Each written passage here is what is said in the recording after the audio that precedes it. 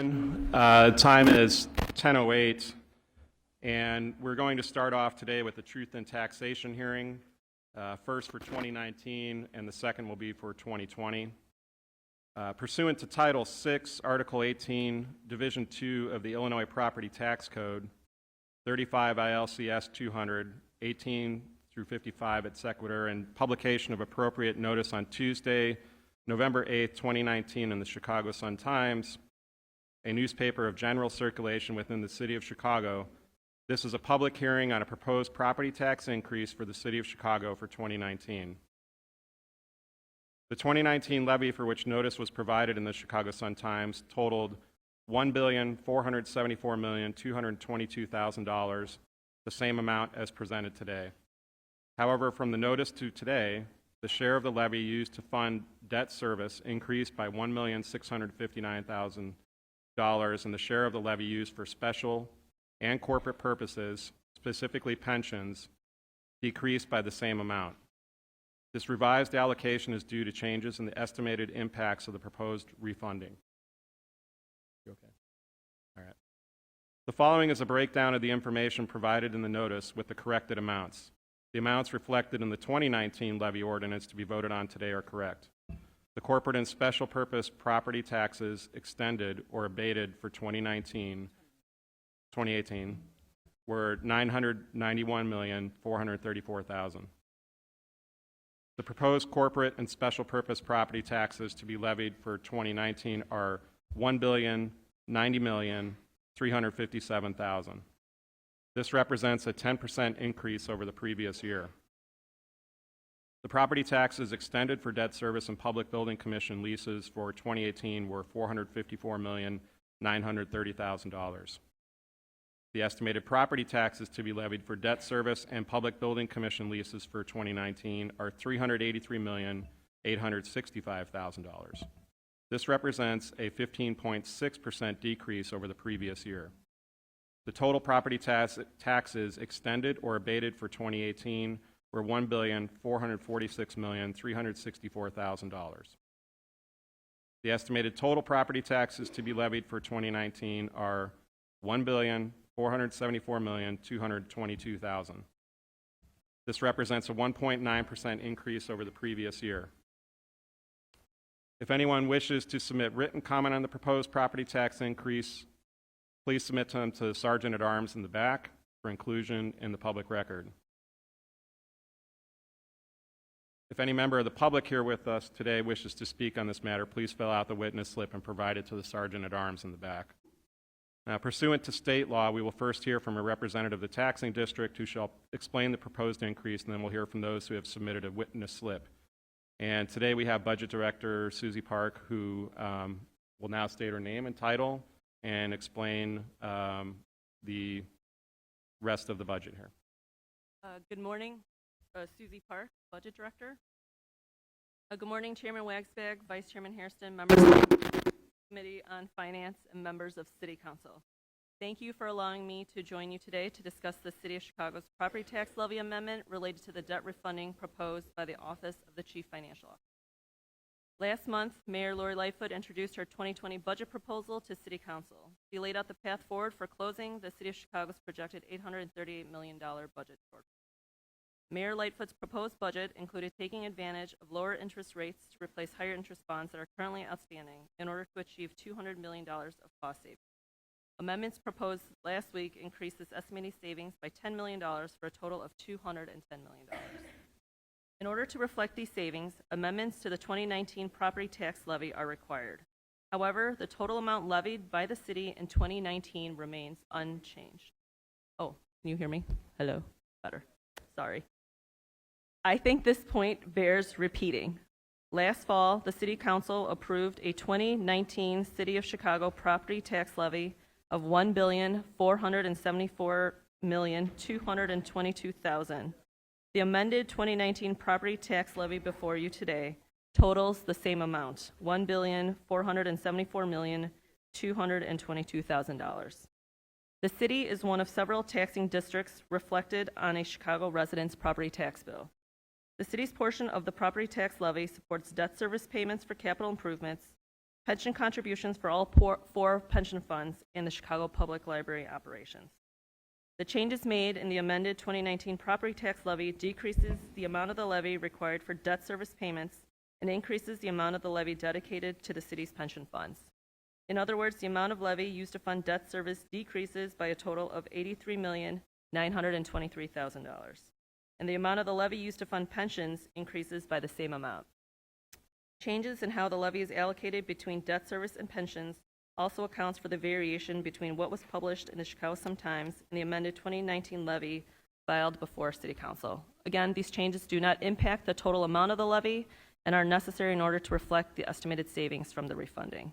Thank you for your consideration. I'm happy to answer any questions you may have.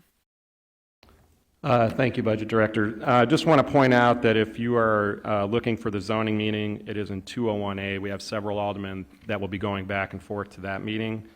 But if you need to step out, go ahead and do that. If you have questions, we can come back to you when you get back in the room. And we're also we are in the 2019 Truth and Taxation hearing. We'll have the 2020 Truth and Taxation hearing, and then we'll move into the Finance Committee, just to make it clear. Does anyone have any questions from the committee?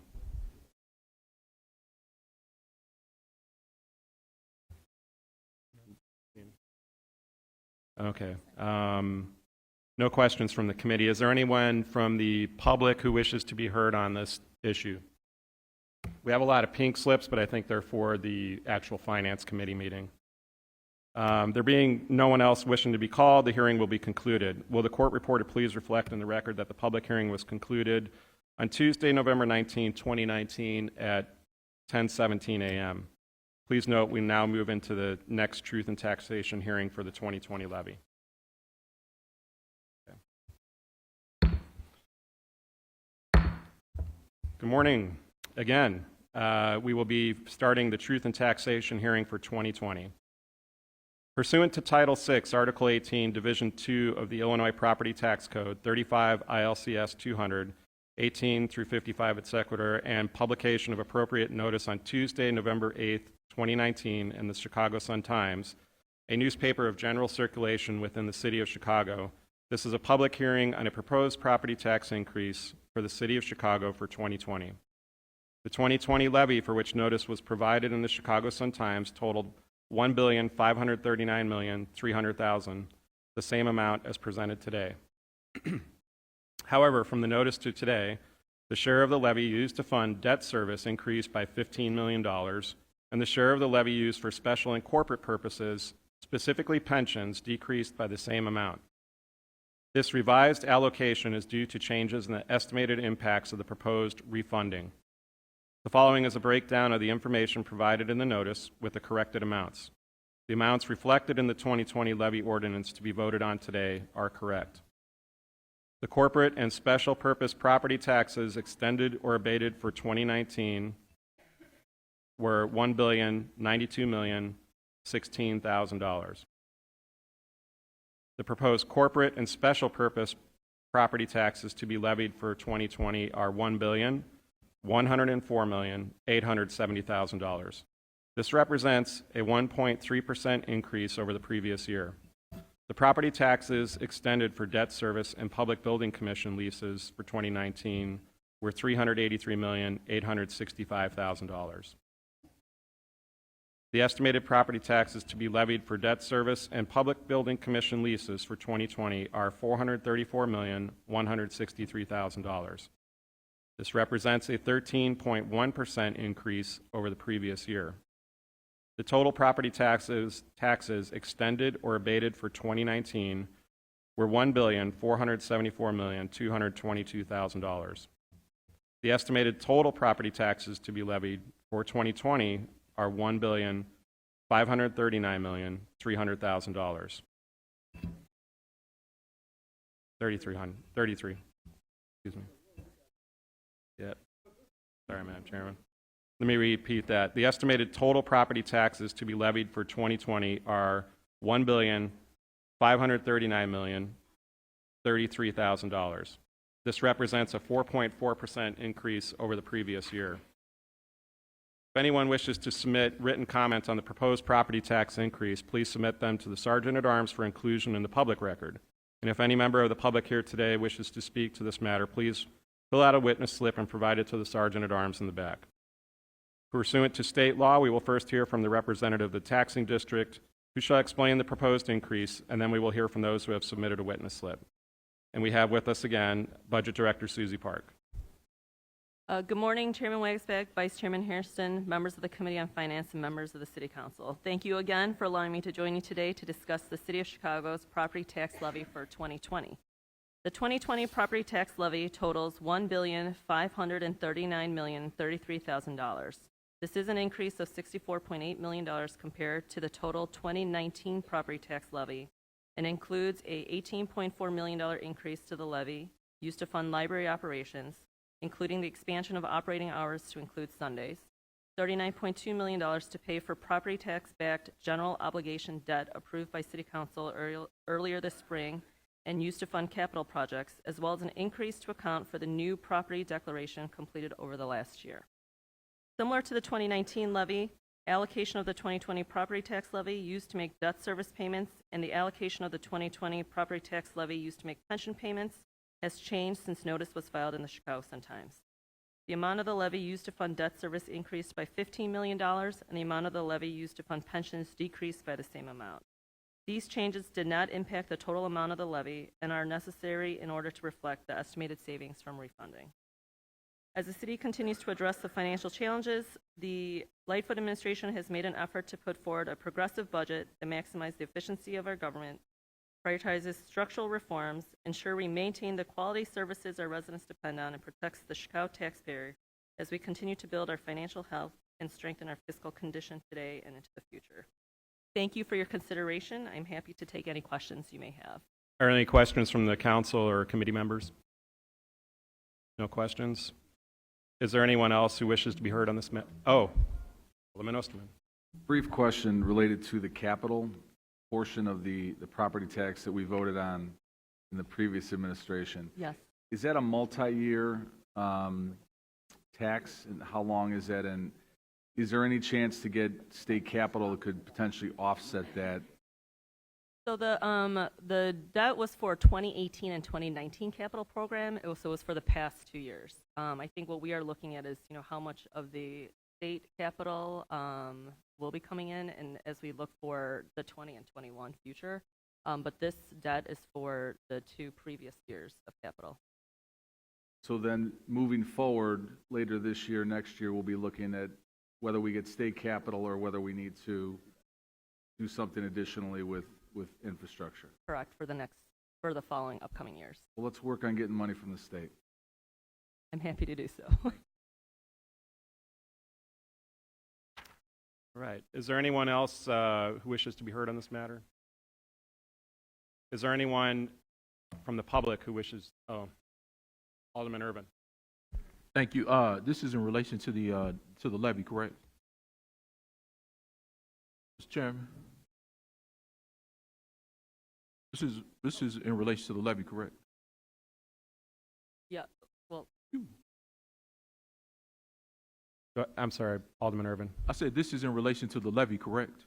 Correct. Yeah. I just have one question, and this may be, we levy for loss in collections for some funds and not others.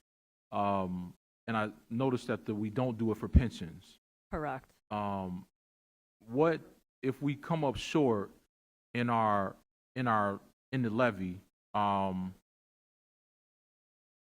What happens in that regard? Because in theory, we won't collect everything, and that's what the loss factor deals with. Right. So currently, we do budget for loss of collections on the debt service side. In the past, as the collections came in, we would give those over to the pension funds. But as you may have heard, the state has started to intercept funding. So what we have done for moving forward is that we are actually budgeting for that loss in the 2020 budget. But we're not levying for the loss. We are not levying for it. We have budgeted for that difference in the corporate fund. And how much do you anticipate that number to be? For next year, I believe it's about $36 million. Okay. And if if we don't make the scheduled payment? Is that done through an intercept, or is that done through us sending them money, or is it just done at the state level where they just intercept the difference between Up what's until levied? now, they have intercepted that difference, but for moving forward next year, we are budgeting for that, so there, whatever that shortfall is, we should cover it. Okay, but it'll still be covered through an intercept, but we just anticipate it coming Traditionally, in. as the money came in and we made up those losses, we have given them to the pension. But they have started to intercept those funds, and so, we are budgeting for that moving forward. Okay. Alderman, any other questions on that one? We should bring it up in the full Finance Committee meeting, if it's related to that. Okay. I thought that's where we were. Are we still in the truth and taxation hearing? Yes. Oh, I'm sorry. Very well. I mean, it's Yeah, I'm sort of slow this related. morning. You mentioned related, so it is sort of, but. Yeah, I'll get with the program later. What? Seeing as.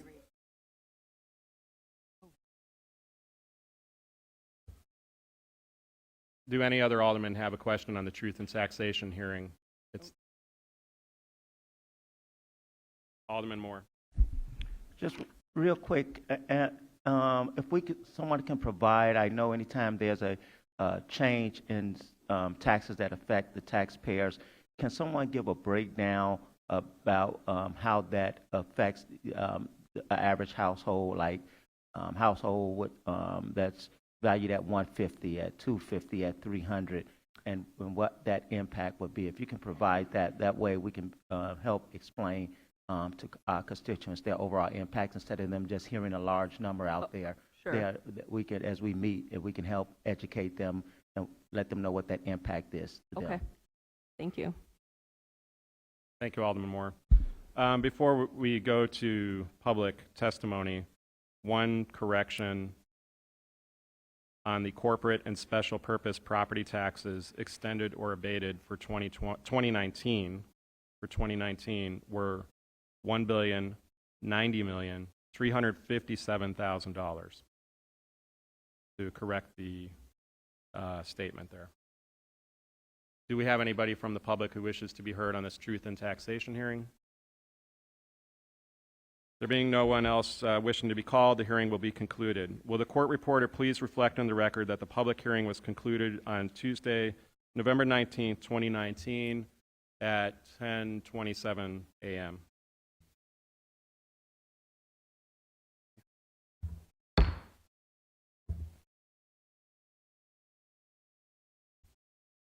All right. Good morning, colleagues. I call to order this meeting of the Committee on Finance. The time is 10:28 a.m. on Tuesday, November 19th, 2019. Our first item is actually item number 2 on your agenda. It is an ordinance that would revise the levy of taxes collected upon all property within the City of Chicago for the year 2019 to reflect an increase of the share of the levy used to fund debt services in the amount of $1,659,000 and a decrease to the share of the levy used for special and corporate purposes, namely pensions, in the same amount. This revised allocation is due to changes in the estimated impacts of the proposed refunding. Budget Director Susie Park will take any questions that you have. You want to make a statement first, please? She's going to make a statement first, and then if you have questions, we'll take them after. This item is requesting approval for the revised property tax levy for the year 2019. Changes made in the amended 2019 property tax levy decreases the amount of the levy required for debt service payments by $83,923,000, and it increases the amount of the levy dedicated to the city's pension funds by the same amount. The total amount of the levy remains unchanged and is $1,474,222,000. Any questions from the Alderman? Alderman Urban. Thank you, Mr. Chairman. So the 2019 tax year levy is the one that's collectible in 2020. Is that correct? Yes. Okay. I got one question there. We're also doing the 2020 levy collectible in 2021. Correct. That's the next which item. may be subject to amendment because it's technically not due until the end of 2020. Is that correct? For amendments to the 2020 levy, yes, we can do Correct. that next year as Okay. well. Just one question, why is it necessary for us to do the 2020 tax levy collectible in 2021 today? I don't know if there's a rush, but we generally do it for that fiscal year because that does have an impact to our 2020.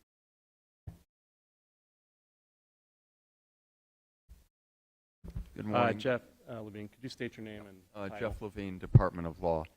The state law governing this provides that the budget for a particular year needs to match the tax levy for that particular year. So the 2020 budget is traditionally passed simultaneously with the 2020 tax levy. Okay, I'm just asking a question, that's all. There's no Molotov coming.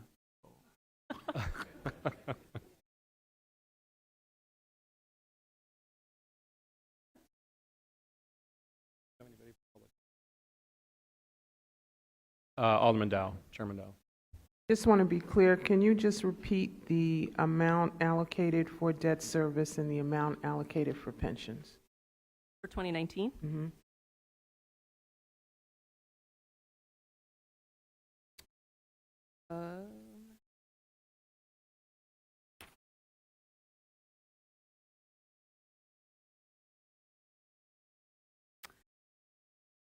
oh, this is the change.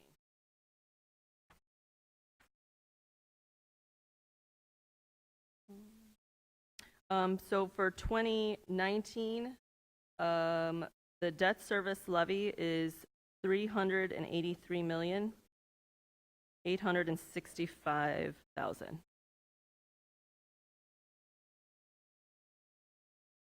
And then the pension portion of that is $1,090,357,000. Thank you. Any other aldermen have questions? Okay, for public testimony, we have no one signed up. Do I have a motion to pass on item number 2? Alderman Urban moves to pass. All those in favor? All those opposed? The ayes have it. The motion passes.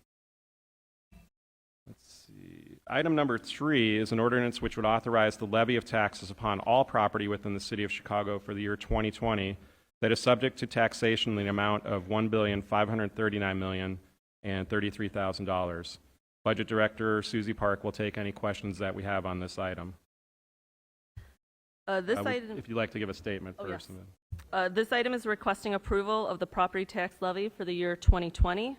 The levy for 2020 is $1,539,033,000. This is an increase of $64.8 million compared to the 2019 property tax levy, and as stated earlier, includes a $18.4 million increase for library operations, $39.2 million to pay for property tax-backed general obligation debt approved by City Council in April, and an increase for new property declaration completed over last year. Are there any questions from the committee members?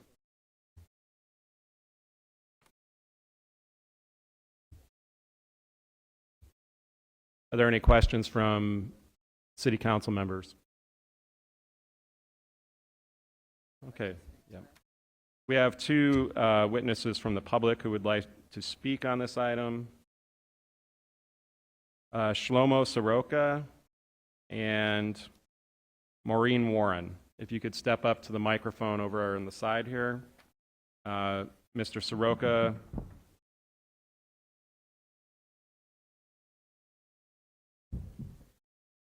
Speaking on the matter of libraries on Sundays. Good morning. My name is Rabbi Shlomo Soroka. I reside at 2915 West Fitch Avenue in the West Rogers Park neighborhood. I also serve as the Director of Government Affairs for Agudath Israel of Illinois. It's a social service and advocacy organization that directly services over 4,000 families or 18,000 people in the greater Chicago area. We advocate before federal, state, and city government on behalf of the Orthodox Jewish community and their growing network of educational, religious, and charitable institutions. On behalf of the Orthodox Jewish community, I commend the mayor on her initiative to open libraries on Sundays, and I'll explain why. The community I represent is young, vibrant, and one of the fastest growing populations in the city. It has doubled over the last decade because our families tend to be large. The average family size is 5 children, and as a result, enrollment in our schools has been explosive. We observe the Jewish Sabbath, which prevents us from using public libraries on Saturdays. During the week, it's exceedingly difficult for most individuals and families to utilize Chicago's public libraries. Beginning in 4th grade, our kids don't get out of school until 4 p.m., high school it's not until 8:30. And to make ends meet, most of our families have 2 working parents, making daytime trips to the library exceedingly difficult. I know this as a parent, I know this having spoken to many of our parents, and I know this because our organization also runs a library, a Jewish library for the community, and while we do have nighttime hours, it's really on Sundays when we have over 90% of our traffic. Everyone I've spoken to has told me that they virtually never use the Chicago Public Libraries because it's just impossible, and they're forced to travel to the suburbs on Sundays to use either Skokie Library or other libraries in the suburbs. While we are grateful to have the ability to exercise our right to freedom of religion, we don't seek special treatment, and Agudath Israel, as a general rule, will not advocate for any public policy that is only beneficial to the Jewish community. We advocate for policies that align with our needs, and if we believe that this is in the best interest of broader society, that's what we stand behind. So we believe that this initiative is good for all Chicagoans for the reasons that will be explained by others as well, but I want to thank you for taking the needs of the Orthodox Jewish community into consideration and urge you all to support this initiative. Thank you. Thank you, Rabbi Soroka. Ms. Warren, also speaking to the library funding. Yes. Good morning. My name is Maureen Warren. I'm a professional artist and former teacher. I'm very much in favor of opening the libraries on Sunday. The library is more than just a place to check out books. It's really the heartbeat of a neighborhood. And people having to come all the way downtown to use the Harold Washington Library is, for many people, an impossible task. Working families, in particular, need access to the library on Sunday. It's the one day when most people have a family day and can go to the library and use it from a quiet place, a place to read, a place to study. And for my own personal experience, when my mother was unable to read anymore, having access to audiobooks was absolutely imperative for her quality of life. And I used to use the library just 2 or 3 times a week just to check out audiobooks for her. So it's more than just a place for books. It's a place for the community who have special needs, like my mom did, to have access to the library on Sundays because of scheduling problems, and I was working, so I was using, I was lucky enough to be able to go downtown and check out audiobooks, but in the neighborhoods, I'm sure it would have been very, very difficult for someone in the same position as I am. As a former teacher, having access to a quiet place to study and to check out books and to do research is imperative for our young people. Thank you very much. Thank you, Ms. Warren, for your testimony. Before we move to a vote, Alderman Silverstein. Chairman, I also want to echo the thoughts and the comments given by our witnesses. Rabbi Soroka lives in the 50th Ward, and this has been a big ask from many of the people living from the Orthodox Jewish community to be open on Sundays. And I just wanted to thank the mayor for this initiative. I think it's a great idea and has been needed for quite some time, and I fully support this. Thank you. Thank you, Alderman. If no one else wishes to be heard on this matter, may I have a motion for approval? Moved by Alderman Dowell. All in favor signify by saying aye. All those opposed? In the opinion of the chair, the ayes have it, and the motion carries.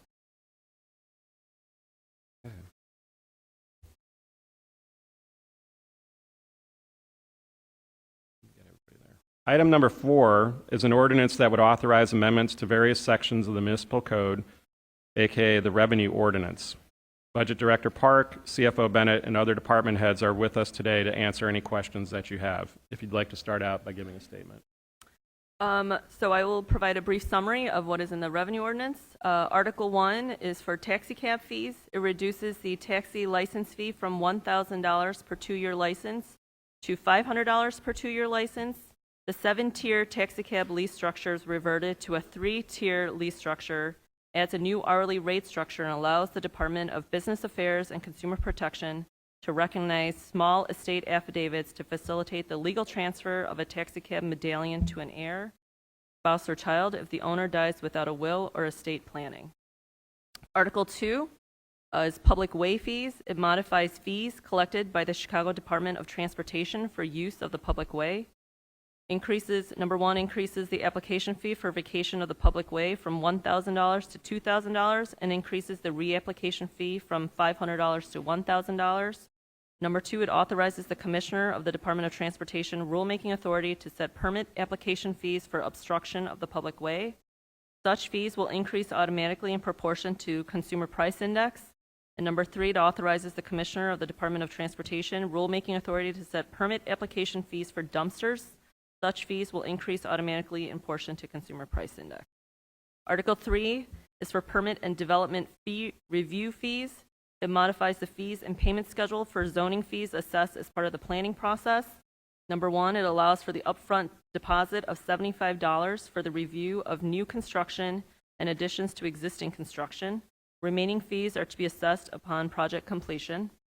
Number 2, it clarifies additional in-person review fees that are subject to a $1,500 review fee.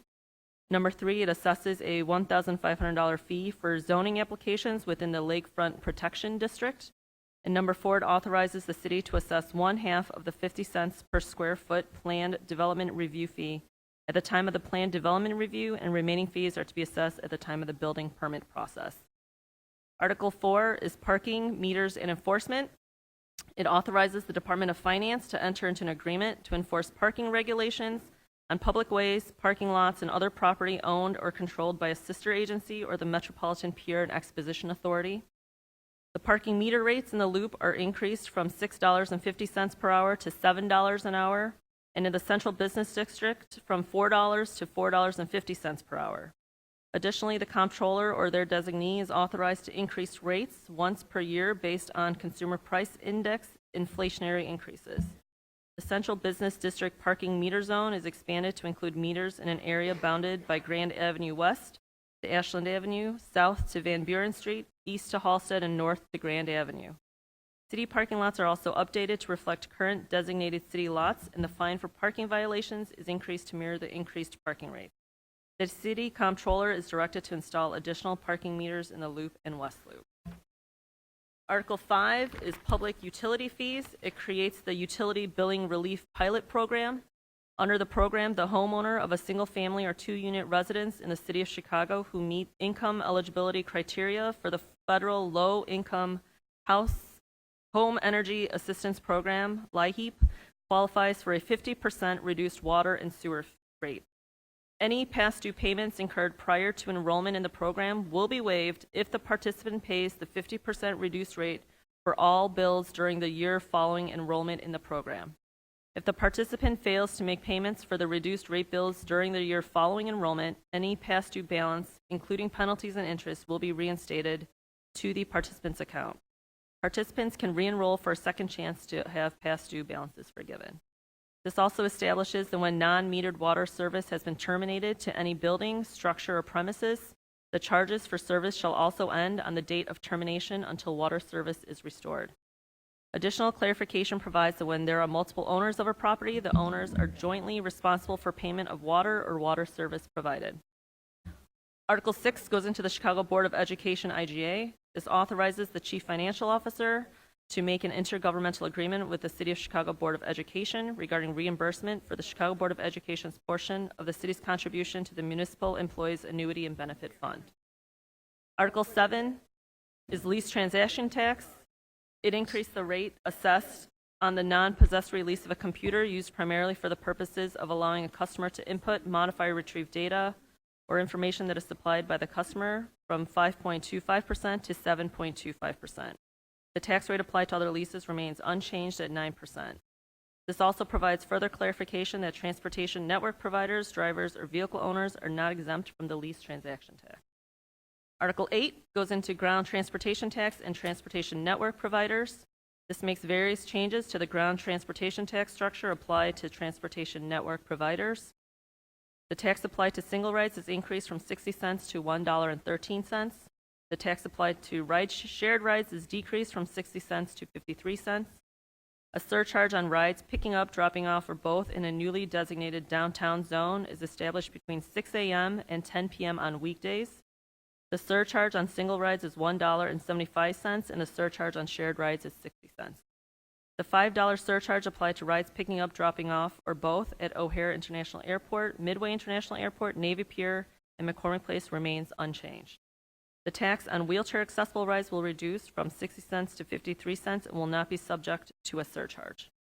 Additionally, the ordinance is updated to ensure licensee transmits electronic receipts to passengers and provides further clarification regarding data transportation network providers will be required to provide at the request of the Commissioner of the Department of Business Affairs and Consumer Protection. Article 9 is the motor vehicle lessor tax. It clarifies transportation network providers, drivers, or vehicle owners are not exempt from the motor vehicle lessor tax.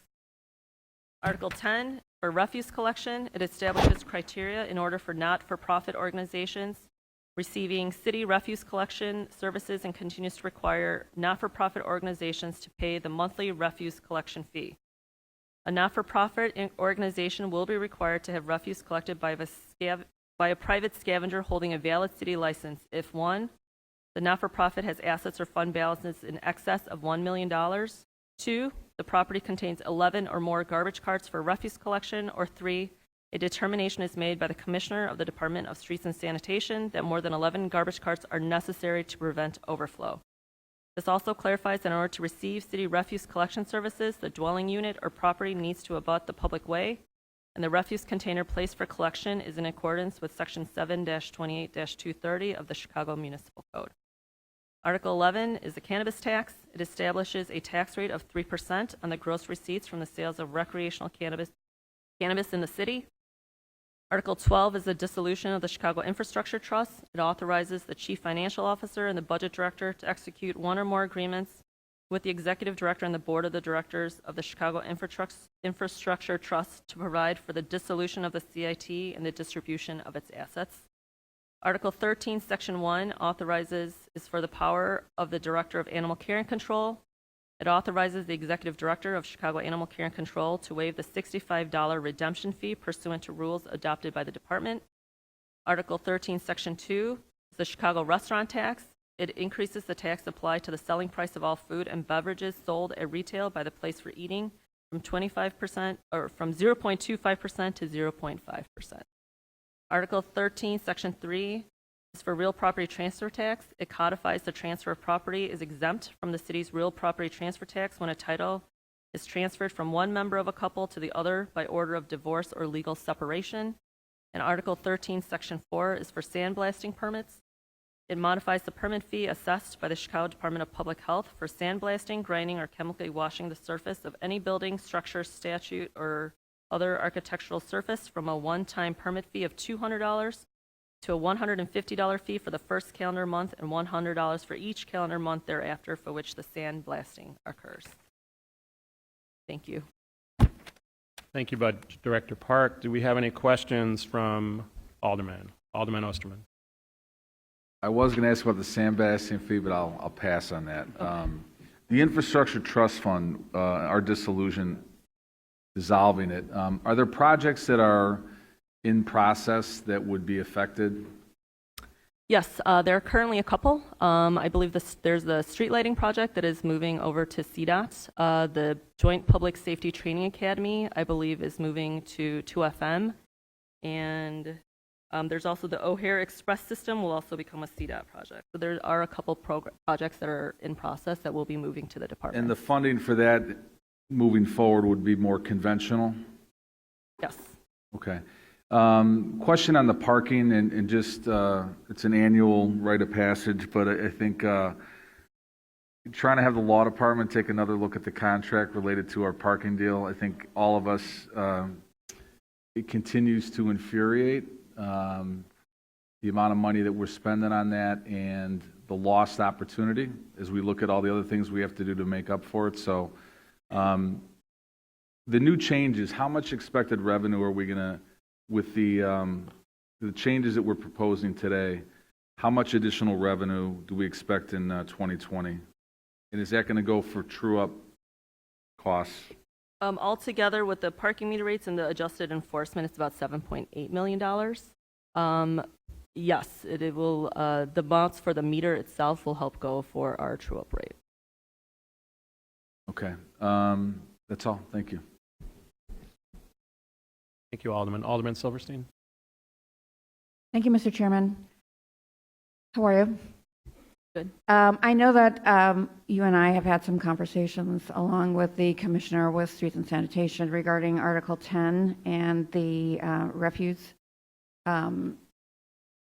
pickup for not-for-profits, and I want to say publicly that I am not in support of this. I have many, many not-for-profits in my ward, and I'm sure there are many throughout the city of Chicago, especially those with under the $1 million of assets that will have a financial burden to have to pay for pickup for their garbage. I also want to know what kind of revenue are we talking about for the city for this?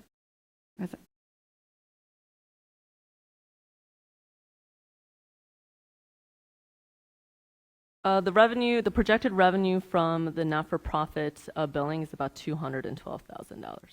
So in the relative scheme of things, we're not talking about a lot of money here, correct? Correct. And again, how were the number of cans determined? And I will let Commissioner Tully further explain. Actually, I will have Commissioner Tully explain. Commissioner, if you could state your name and title as respond to the question. Commissioner John Tully, Department of Streets and Sanitation. The criteria, first of all, the move to start charging for the not-for-profits is a result of an audit that started, I think, back in 2012. It was a review of the way we collected garbage, switching over from the ward-based collection to grid collection. Subsequently, there were further reviews by the Inspector General that identified that we had still been collecting from grandfathered multi-unit buildings of 4 units or more, as well as not-for-profits. The recommendation was that we sunset the grandfathered multi-unit buildings, which was done a couple of years ago, and over the last 4 months, there was a further follow-up. It basically said that the department was not following the municipal code by providing service for the not-for-profits and charging. So the proposal today is to rectify what was identified by the Inspector General and to codify. And as far as the carts go, our department's an infrastructure department. We don't have a collections division. But what we proposed was to put the bandwidth of our service ability to cap it, basically, because the Inspector General's report also said that the service that we'd been providing over the years to not-for-profits and denying others was basically unfair. So if we were going to continue this service, that we would have to open it up to all not-for-profits, which would present a big operational challenge. So we decided to limit based on criteria that was established. And I'm going to let Deputy Sauvé talk about the criteria and how it was developed. Christopher Sauvé. I'm a Deputy Commissioner of Policy and Sustainability at Streets and Sanitation. So the criteria points that are proposed today are, one, a financial criteria of under $1 million in net assets. That is echoing or mirroring the NFP criteria developed a few years ago for water and sewer billing when that was introduced. The second is a maximum number of 10 garbage carts, and the maximum cart level is really trying to mirror what we provide for the largest types of residential buildings that we service. So we do low-density residential collections for 620,000 households. That's single-family homes up to a 4-dwelling unit property. 10 carts would probably be slightly beyond what a 4-flat building should have in terms of regular weekly garbage services. So what we're proposing today is to cap that for not-for-profit locations with that financial criteria, and also start to assess the $9.50 garbage fee going into 2020. At the end of the day, it's about 2,000 NFPs is what we're estimating that would still continue to receive the services from Streets and Sand going into next year. I know you keep talking about the 4-unit buildings, but those are for-profit buildings. We're talking about not-for-profits here, and I think it's an undue hardship on some of these not-for-profits to have to pay for garbage. Chris Sauvé, Streets and Sand. Agreed. I mean, we recognize the community benefit that the nonprofits do provide. And the services that, again, our mission is residential collections. We understand that the community benefit that these NFPs provide to residential communities is important. And again, and you've been collecting for forever. Correct. Not-for-profits. And I'll just reemphasize what the commissioner had mentioned with these advisories that the Inspector General's office has done, has pointed out that we haven't had an established criteria for which NFP should be serviced, or what the criteria would be for an NFP to receive city garbage services. That's what we're attempting to do here with this criteria and these couple of points that we're trying to issue today. Well, again, I would like to just say that I'm opposed to this. I would like to see those not-for-profits that are already receiving service, no matter how many cans they have, they should be allowed to continue. And I'd like to have some more conversations with you about this, because this is really going to impact many of the not-for-profits in my ward. Again, this was not brought up during budget hearings. This was something that came out I found out about it on Friday. So if is there a way that we could strike this for now and continue to have more conversations about this later?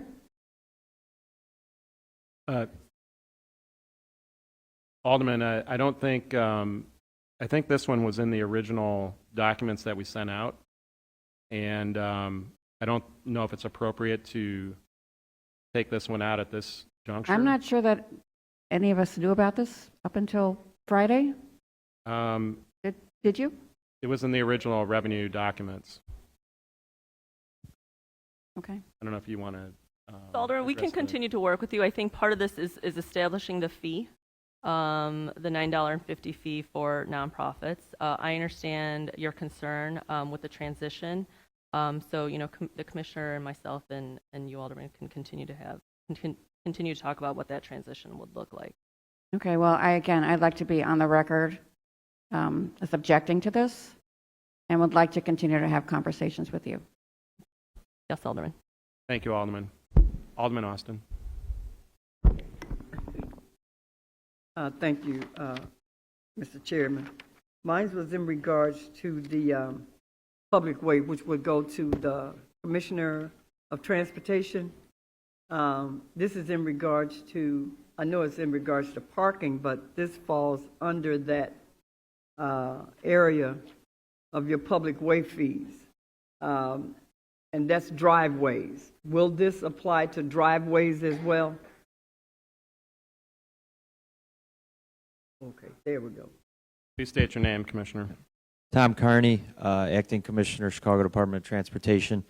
Alderman, we're doing a couple-year review of all our fees in conjunction with the Budget Office to make sure we're capturing accurately capturing our costs. These is like the first wave, because we have several different permit types. driveways is not included in this. That's something we'll be looking at in future. All right, thank you. The other is on the parking meters. I know that is left up, Chairman, left up to the department itself on where they place parking meters. I believe that you should consult also with the alderman before you just go to dropping down parking meters on business districts. So the parking meters that we are installing are listed in the ordinance, starting on page 16. So right now, it is only, I believe it's West Loop and the Loop. I have a look over to the comptroller and the CFO to verify. It is West Loop and Loop, correct? Comptroller, could you state your name and title, please? CBD. Referring to the parking meters. Yes, Reshma Soni, City Comptroller.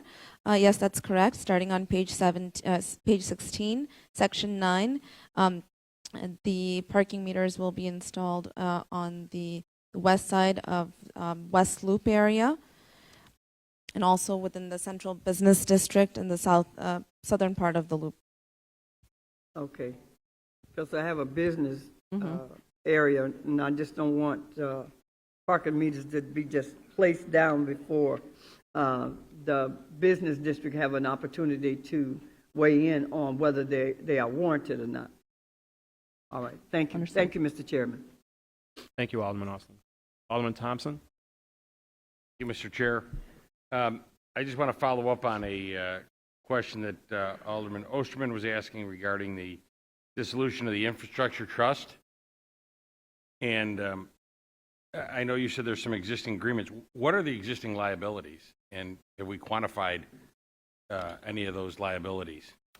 So we are working on the liabilities and assets of the infrastructure trust, and as we're unwinding of that, the money that we have put, so as part of, yesterday when we talked about, there's about $1.9 million that will be coming back to the city. That's in the asset side. Yes, on the liabilities, yes. I'm worried about the exposure that we have by assuming these contracts. And before we dissolve this, I think we ought to know what the assets and liabilities are to see what our exposure is. Yes, and I think we are working with the law department as well as with the CFO's office to look at all that as we unwind the infrastructure trust. We will also, part of the ordinance does allow us to do an audit just to make sure as we are dissolving it. Okay, I don't mean to be a stickler here, but don't you think we ought to do that before we do it? I mean, aim before we shoot, maybe. And I don't So know, are we going to have that before we are asked to vote on this?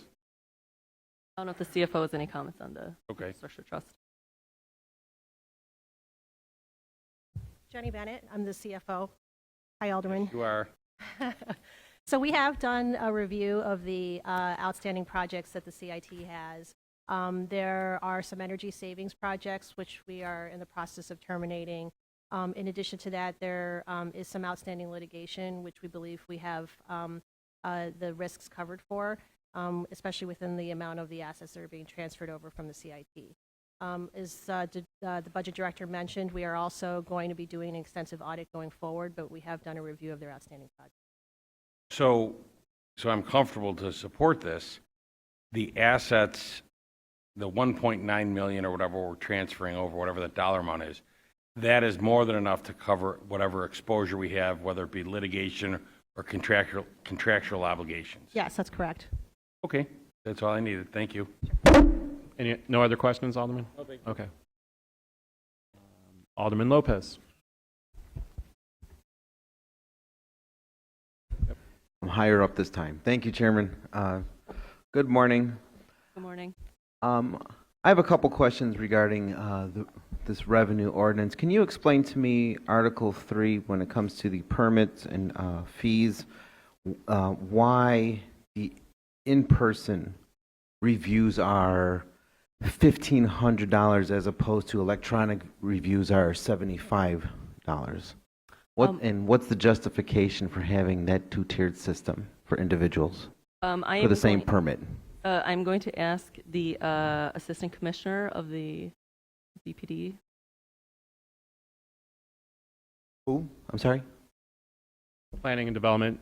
Commissioner, who's? Hold on one second while we get the appropriate person to speak to this question. And while we're waiting for that person, so we're all clear, so these are for any floor area permits is now 75 electronic, $1,500 in person. Residential construction, 5 units or less, again, 75 for electronic, 1,500 for in person.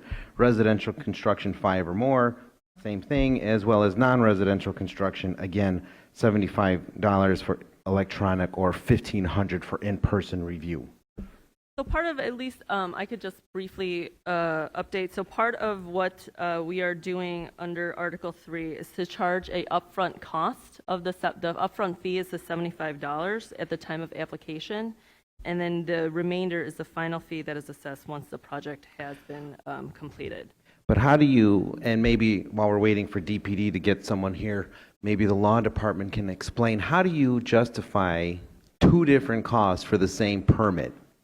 And what individuals tend to use the in-person versus the electronic? Because more than likely it's individuals who are more comfortable dealing one-on-one, or they are, in my case, we'd have neighborhoods where we know we have disparities when it comes to internet access and, bandwidth abilities.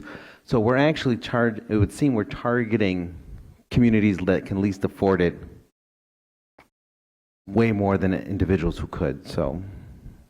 So in general, the way we looked at all of the different user fees as we're preparing for the budget was to look at the amount of work, the resources, the staff that it would take to issue or review the different types of permits that they are working on. So that did serve as the basis for where the rates have come into play. So here, for example, electronic review would require a little bit less resources or staff time than maybe an in-person review would be. So that's at least on the fee side, how we looked at and evaluated the different fees that has come before you. But again, it's still for the same permit. So I understand that, our goal is always to match permit costs with what the city's costs are for whatever it is we're doing, and I understand that. But you still now have a 2-tiered payment system for the same permit.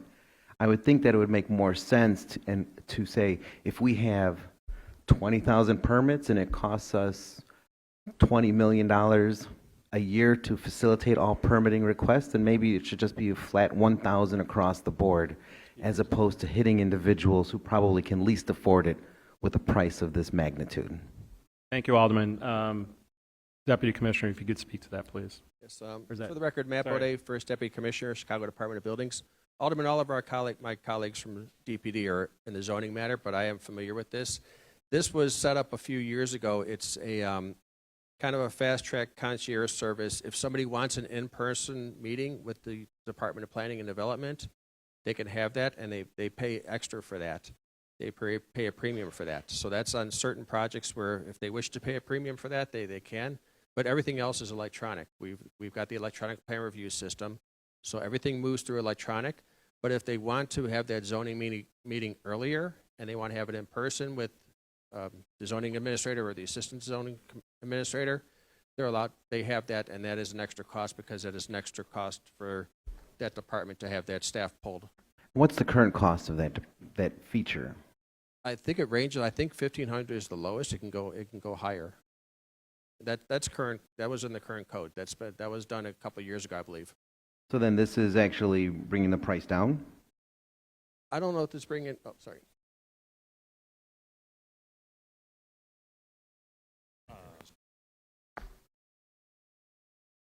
Because I don't see a 1,500 to 3,000 range, and this looks like it's.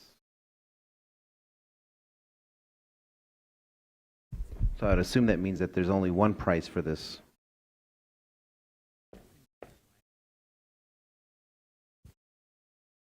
I'm sorry, Alderman, I'm being corrected now by the law department. It is a flat fee of 1,500. So that's current code. Okay. This just moves the language around a little bit more. So we're not increasing the fee for in-person. We're not decreasing the fee for in-person. Okay. With regards to the, thank you, DPD. Your second question? Next, sorry. I don't, did they answer that for you? Yes, Okay. thank you. It still concerns me though, that, because I'm more than certain that the individuals who come for that service are not necessarily individuals who are adept at being able to do it electronically. Hold on one second, Chairman. I too actually would like, I would like to discuss the ground transportation tax, basically the rideshare information. We've seen in the news as of late a lot of discussion about the 40 million that this is anticipated in generating for the city of Chicago. That number is still correct. That's still the number, correct? Yes, that is the number that we are estimating for next year in the budget. We've seen from the rideshare, mainly Uber, stating that they could actually produce a model that would hit and exceed and guarantee not only 40 but 10 million more to make it a grand total of 50. But yet we're not proceeding with that model that actually generates more money for the city of Chicago. Can you explain as to why that would be? So I saw that last night. So my understanding from what I have seen is that the model reduces the cost slightly. However, what we are basing the $40 million on is a reduction in single rides, and for more people to move to shared and pooled. So our estimates and the proposal that we have put in front of you is really based on congestion, with the congestion area, and really working on reducing congestion. So the estimate that we have put in the budget is conservative. However, it is really trying to focus on reducing the number of single rides, and so as such, the proposal does have a reduced rate for moving more people to pool. So do you think there's a way to find compromise then, if the goal is partly based on congestion, but more importantly, why we're all here is because we're trying to find new revenue. We're trying to find new money. And for this administration to say, well, we're worried about whether there's 2 people in an Uber or 1, so we're going to skip out on $10 million at a time when we know this budget is already off. Next year is going to be worse. Why would we just shut the door on that from the very beginning? As opposed to not include it and actually give us the next 2 months to hammer out something, since we have technically until December 31st to get this right. I mean, what I would propose is, and I'll have Commissioner Escaron also to add on, but right now the estimate that we have provided is conservative. It does focus on the congestion piece, which is a focus overall of the policy. I think over the next year, as we see how the trend is, again, and this is the first step in what we're looking at for congestion. Part of what we have built in the budget for next year is a study to really get a better look into that and to kind of see how these revenues play out over the next year. Do any of your studies include guaranteed income if you fail to meet those benchmarks that you're confident in hitting? The study doesn't have a guarantee. However, I also do question the guarantee that I've read in the newspaper about how what that agreement is and how that would work. So, but if you have a company, if a public-private partnership basically for this funding mechanism is willing to guarantee it, and I'm sure that there's a way that we can put our heads together in ordinance form to make that a possibility, wouldn't it be more beneficial for the city of Chicago to go that route than to say that we are confident that we're going to hit our marks? Because every time we've heard the word confidence this budget cycle, we have failed miserably. So how do we make sure that we are able to do that? The reason I'm asking, Chairman, is because if that is something that we're not entertaining, and if that is something that we're just going to steamroll through and just say hopes and dreams it is, then I actually would make a motion to strike all of Article 8 out until we have a different resolution on this matter. Alderman, I move to table that motion, if it is even a motion. But Alderman Dow. Yes, I wanted move to that we go ahead. table that motion. Not even, Second by Alderman Austin.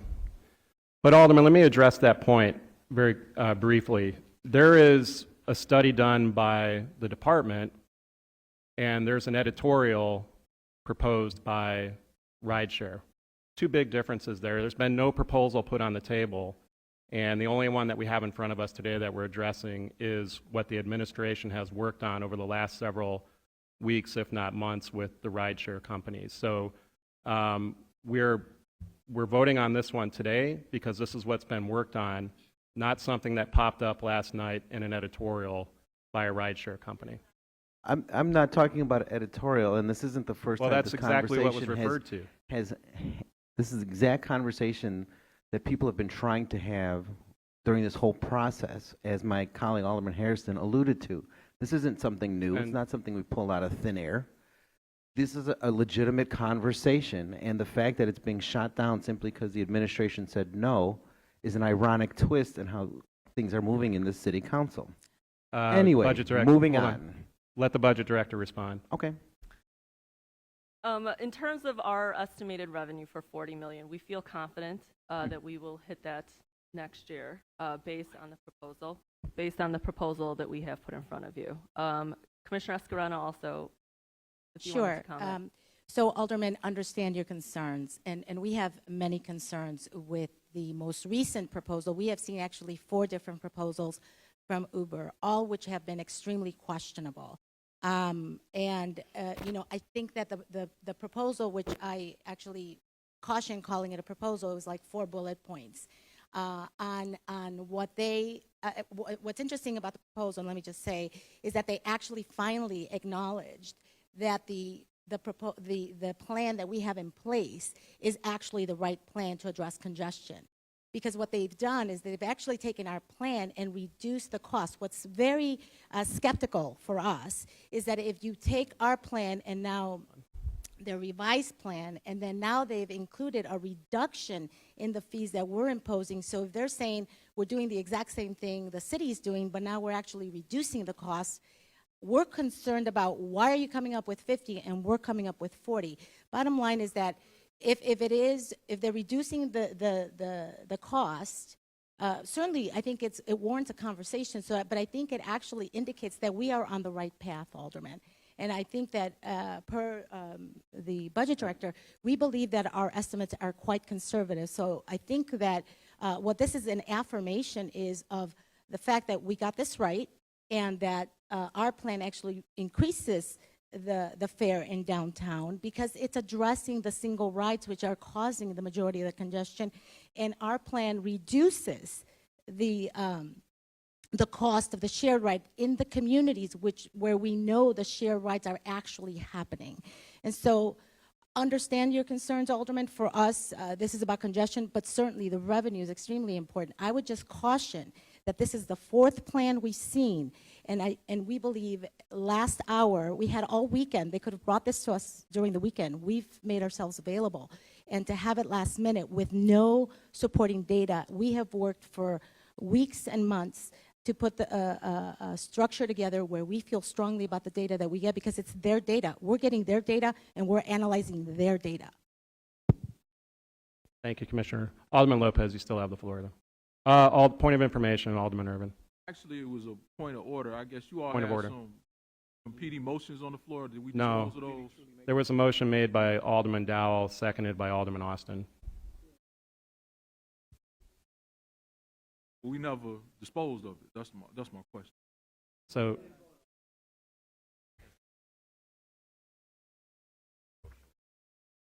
okay. Alderman Lopez. Thank you, Alderman Irvin. Alderman Lopez, do you renew your motion or do you withdraw it? I renew it. Pardon? I renew my motion. Okay. I renew the motion that we strike Article 8, ground transportation tax. Thank you. And we have a motion from Alderman.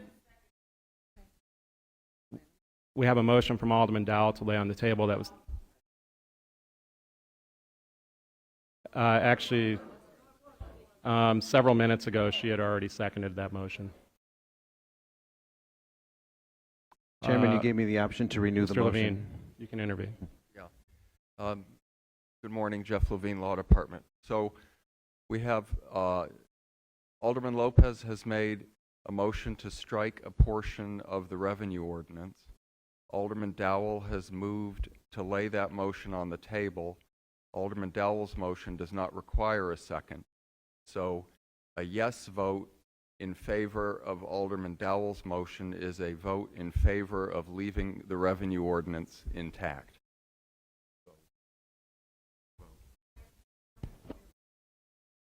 Alderman Hairston, point of information. Yes, and so we did not vote on that, and then the chair offered to the alderman to renew his motion, which he did, and it was properly seconded. So are we going back to vote on Alderman Dowell's, and then we go on Alderman Lopez's motion, renewed motion? No, Mr. Levine, because no. Alderman Dowell's motion is a motion to lay on the table Alderman Lopez's motion. So Correct. That the first motion. it's the same. He made the motion. There was some discussion following his making of the motion, and then The chair, Alderman Irvin noted that there are two that there was no vote taken. There are two conflicting Correct. motions. So stated simply, we are back at Alderman Lopez's motion to strike a portion, Alderman Dowell's motion to lay Alderman Lopez's motion on the table, Yes. and so Alderman Dowell's motion is now before the committee. And so what happens with the chair's offer to Alderman No, it was Lopez? just for clarity, Alderman. It was not a motion on my part. On the Yes, motion it to was. lay Alderman Lopez's motion on the table, roll call.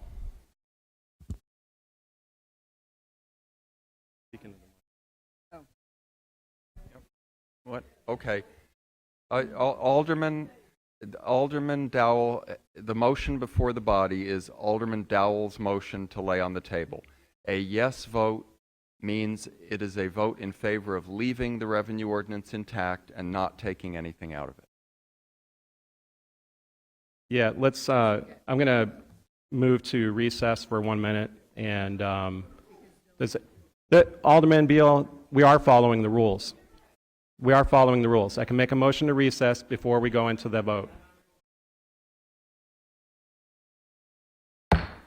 We're moving to recess. Thank you.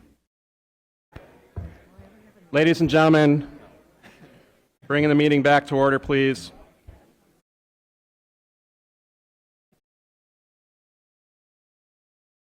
The audience could have their seats.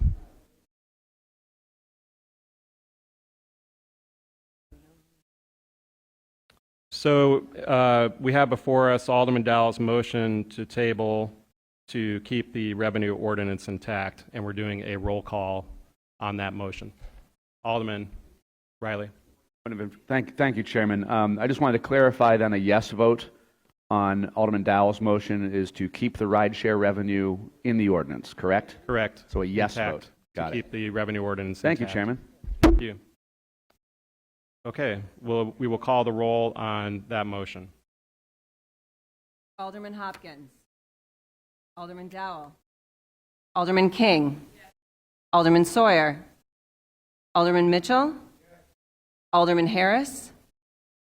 Alderman Beal. Alderman Sidlowski Garza. Alderman Thompson. Alderman Cardenas. Alderman Quinn. Alderman Burke.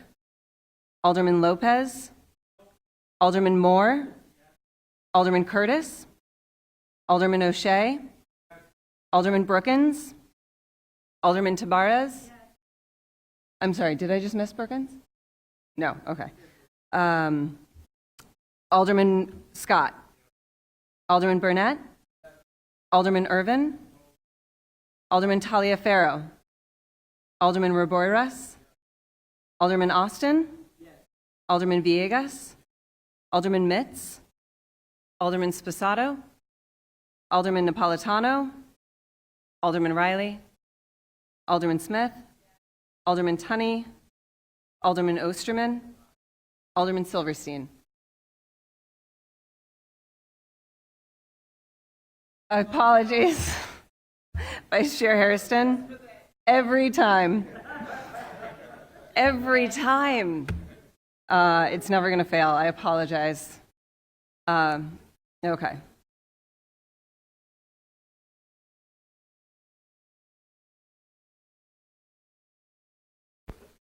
There being 22 yays and 22 nays. Sorry, five nays and 22 yays. A lot of people here today. On Alderman Dowell's Guys, motion. I worked really late. Motion passes. Thank you. Alderman Lopez, you still have the floor. Thank you, Chairman. Article 10, the refuse collection. I too wish to join my colleague Alderman Silverstein in our concerns for this. I think that this is an expense, even though it's $240,000. This is almost an insignificant endeavor for the city of Chicago, one way or the other. What I would like to know, and following on what Alderman Silverstein mentioned, was that particularly in light of the fact that many of us just got an email yesterday saying this is basically a done deal by the department, is this still up for review? And if so, is this something that can be removed from this revenue ordinance till we get something more specific and concrete to explain for our not-for-profits and to make sure that we are getting this in the most thorough possible fashion done for the city of Chicago?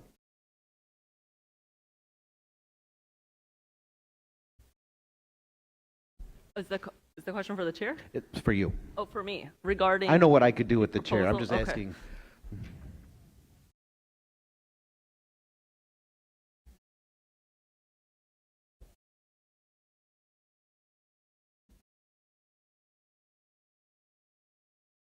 Just as a note, I do want to flag for the committee that, if something does get removed from the revenue ordinance, then the budget is no longer balanced. So I do want to make that note as we have these discussions. In terms of the refuse collection, I think, and I'll let Commissioner Tully also add on, but, the idea is that we will start charging the fee at the beginning of the year to the nonprofits.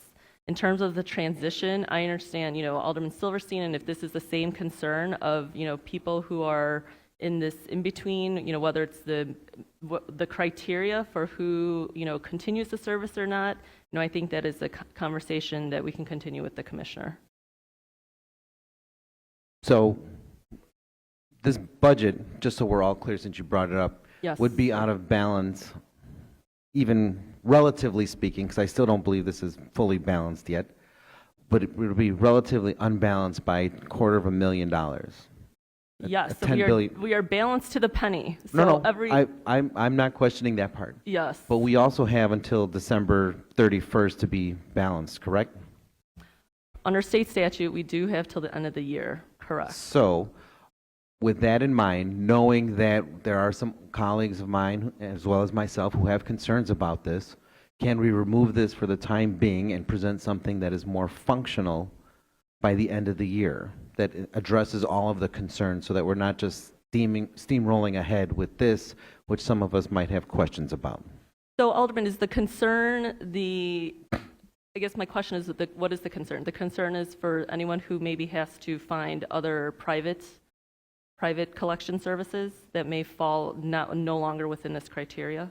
Yes, among others, yes. I don't want to, this is one of those, for me, this seems to be like one of those policy shift questions that we probably should have had a more expansive discussion on and not just tucked away as part of a management ordinance, which is kind of why I want to have a broader discussion on this matter, which I think is possible given that we still have 2 months of meetings to get through. I'm going to point over to Commissioner Tully to see if he has any thoughts. In terms of pulling... If the commissioner would like to answer that, Commissioner Tully, I would just point out that we've been talking about the issue for about 8 years.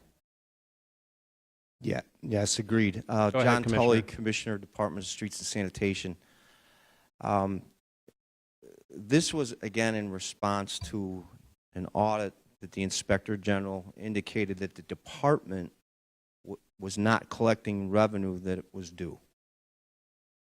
What this did was to correct that. Our department's biggest concern is the fact that it was indicated that if we were to continue the service, we would have to allow other not-for-profits who we have been turning down for several years now, and this dates back to Commissioner Byrne. I don't know that we have the capability to expand. I don't know what the limit is on that. So that's a concern. I mean, you can look at some of these places, they have 24 carts. We started allowing that, we have to build that, into our routes, and then that starts to cut into the residential service. Which again, thank you, Commissioner, which again gets to my point, which is we don't really know how far we're getting into the weeds with this, and how beneficial it is or isn't to the city of Chicago or its department or its taxpayers, in the effort to try and do something that's well-intentioned but possibly misguided, trying to keep a system that's here. So, I mean, I would actually, for my own edification and for Alderman Silverstein's, I would actually make a motion to, as well, strike this one. Alderman Riley has a motion to lay on the table. Pardon? Did I have a motion? You didn't recognize. You made it. Okay, Alderman Lopez, motion. Okay. And there's a motion Thank to you. lay on the table by Alderman Riley. Thank you. All those in favor? All those, roll call. There is a motion to lay on the table to keep the revenue ordinance intact. And hearing a roll call? Roll call. Okay. Alderman Mitchell, do you have a? Alderman, Mr. Levine's going to explain that motion to lay on the table again. I think Alderman Lopez or Alderman Silverstein, or jointly, have made a motion to remove the refuse-related rebate from the revenue ordinance. Alderman Riley has moved to lay that motion on the table. The effect of a yes vote on Alderman Riley's motion is a vote to leave the revenue ordinance intact. Roll call, please. Roll call. A roll call being, okay. Calling, I promise she's going first. Thank you. Thank you, Chairwoman. Alderman Hairston. Alderman Silverstein. Alderman Osterman. Alderman Tunney. Alderman Smith. Alderman Riley. Alderman Napolitano. Alderman Sposato. Sorry. Alderman Mitz. Alderman Villegas. Alderman Austin. Alderman Raboyras. Alderman Taliaferro. Alderman Irvin. Alderman Burnett. Alderman Scott. Alderman Tabarez. Alderman Brookins. Alderman O'Shea. Alderman Curtis. Alderman Moore. Alderman Lopez. Alderman Burke. Alderman Quinn. Alderman Cardenas. Alderman Thompson. Alderman Sidlowski Garza. Alderman Beal. Alderman Harris. Alderman Mitchell. Alderman Sawyer. Alderman King. Alderman Hopkins. Alderman Dowell. Alderman Mitz votes yes. Alderman Irvin votes no.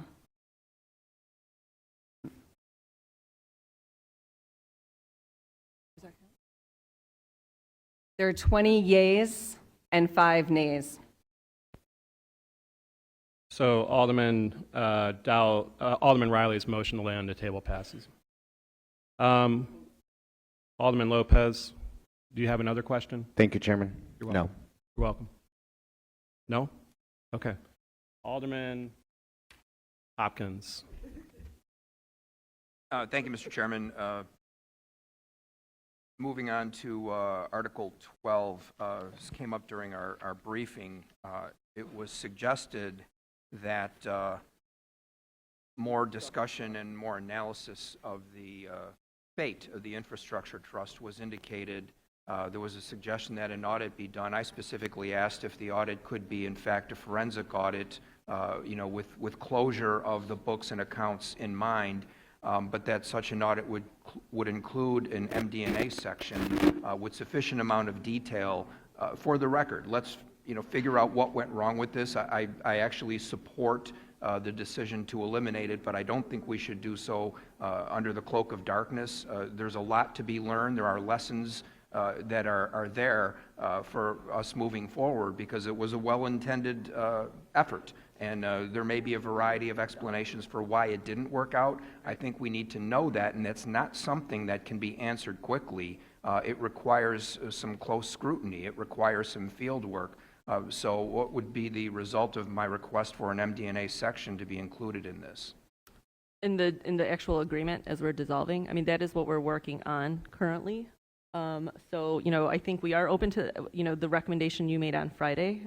We are definitely looking at that, and that is a very good recommendation. Yeah, it doesn't necessarily need to be a part of this action we're taking today, because I would expect it would take months. Maybe at this time next year during budget discussion, we can look at that. But I just wanted to state that for the record, and I wanted a response that staff will undertake that endeavor, and we'll get a full forensic analysis of what happened and why this well-intended initiative did not live up to what its intentions were. Yes, and the ordinance does call for an audit, so we will do that. If you could provide Alderman Hopkins' request through all committee, or not just committee members, but the full city council, that would be appropriate. Oh, yes, it's on page 30. Did you have any other questions? Okay, thank you, Alderman Hopkins. Alderman Dowell? Yes, thank you, Mr. Chairman. Budget Director, Article number 8. I just want some clarity around the $5 surcharge as it relates to McCormick Place. I want to know, is there a map specific to where that $5 is charged? Does it include, for example, the Marriott Hotel, the Hyatt Hotel, the Wintrust Arena? Or does it just... That surcharge has not changed. Let me check. Right, but I still want to know, as somebody who takes Uber there, I'd like to know what the charges are. Commissioner Escrino, if you could Rosa clarify. Escareño, Commissioner BACP. So that is, you're talking about the ground tax surcharge in the special zone? Yes. For MPA, I think The specifically. MPA zone specific to McCormick Place. Yes. Does it include the hotels and the Wintrust Arena? The map, let us look at there's actually very specific geographic boundaries around that. so- Right, I understand that. That's why I'm asking the question.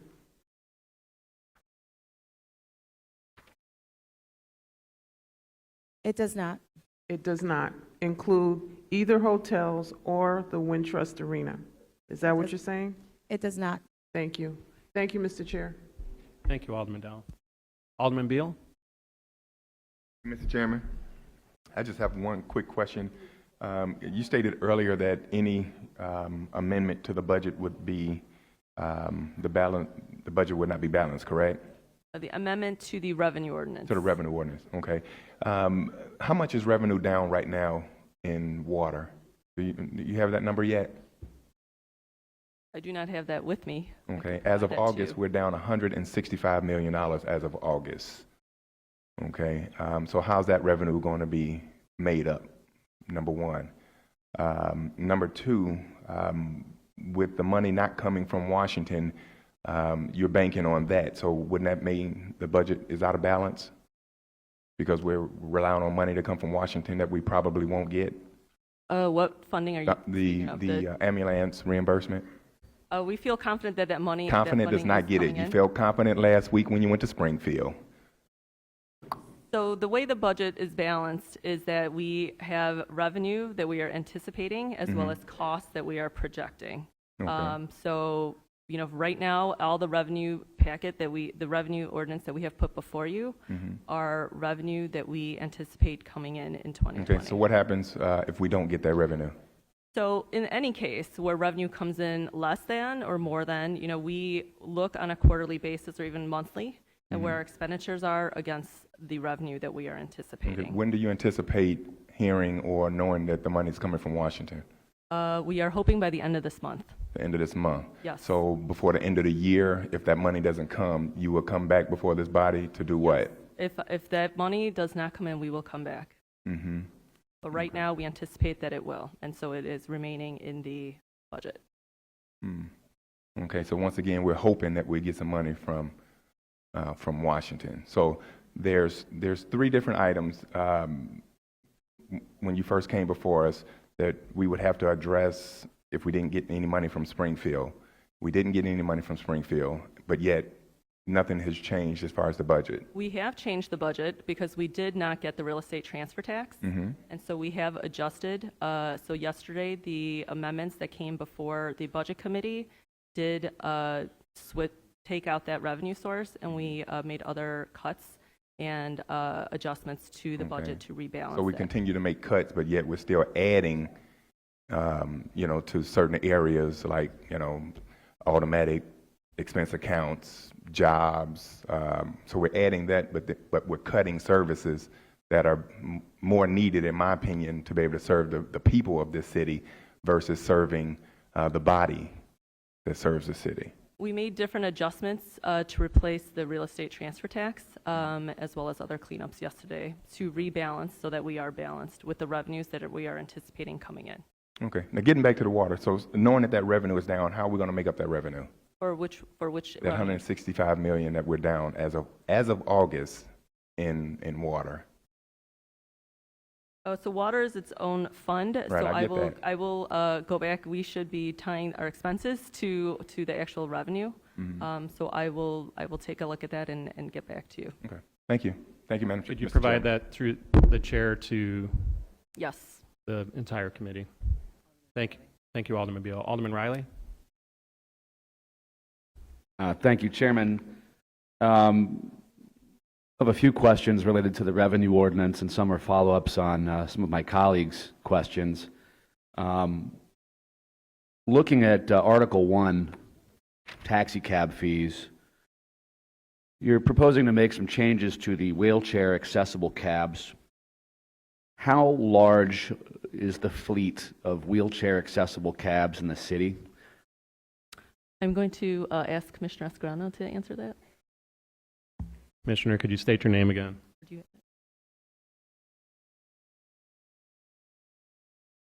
Yes, Rosa Escareño, Commissioner, BACP. We have just over 400 wheelchair accessible vehicles. 400 wheelchair accessible vehicles. So by reducing the license fee for those vehicles from $1,000 to $500, it's not a substantial revenue hit. Typically, I'm looking at the budget, especially the revenue ordinance, as an opportunity to find new revenues. But as a matter of public policy, and I don't ask that we do anything about it today, but moving forward, I'd like to have a longer conversation with the administration of further reducing that fee. By my estimation, there are not enough cabs serving this purpose for the folks who are dealing with mobility issues in the city of Chicago. And given that it is literally a drop in the bucket when it comes to revenue, I'd like us to look at examining bringing that fee even further down to closer to $250 or $100, or none at all, because that is a population in the city that is also underserved by the cab industry. Article 2, public way fees, and I know that this is going to be a phased program where you take on different rafts of fees and update them, I hope. And I think this is a decent start. However, with the obstruction of public way fees, I have no comments outside of the central business district, but I would argue that these fees are still too low after doubling them. And those fees, to be clear, are for the initial application. Is that correct? Correct. They are the application fees. Yes. So, okay. Could you explain, because the public way fee schedule is a bit convoluted for those of you who've actually spent time looking at it. It steps up fees after so many days. So you pay so much in, a month in fees for the first 3 months or so, and then between 3 months and 6 months, it's a different number. And between 6 months and a year, it's a different number. And none of those numbers they don't really seem to make a whole lot of sense. Why such a complex table and fee schedule? Why not make that a lot easier and raise those fees? I do not have the historical knowledge unless Commissioner Carney. Yes.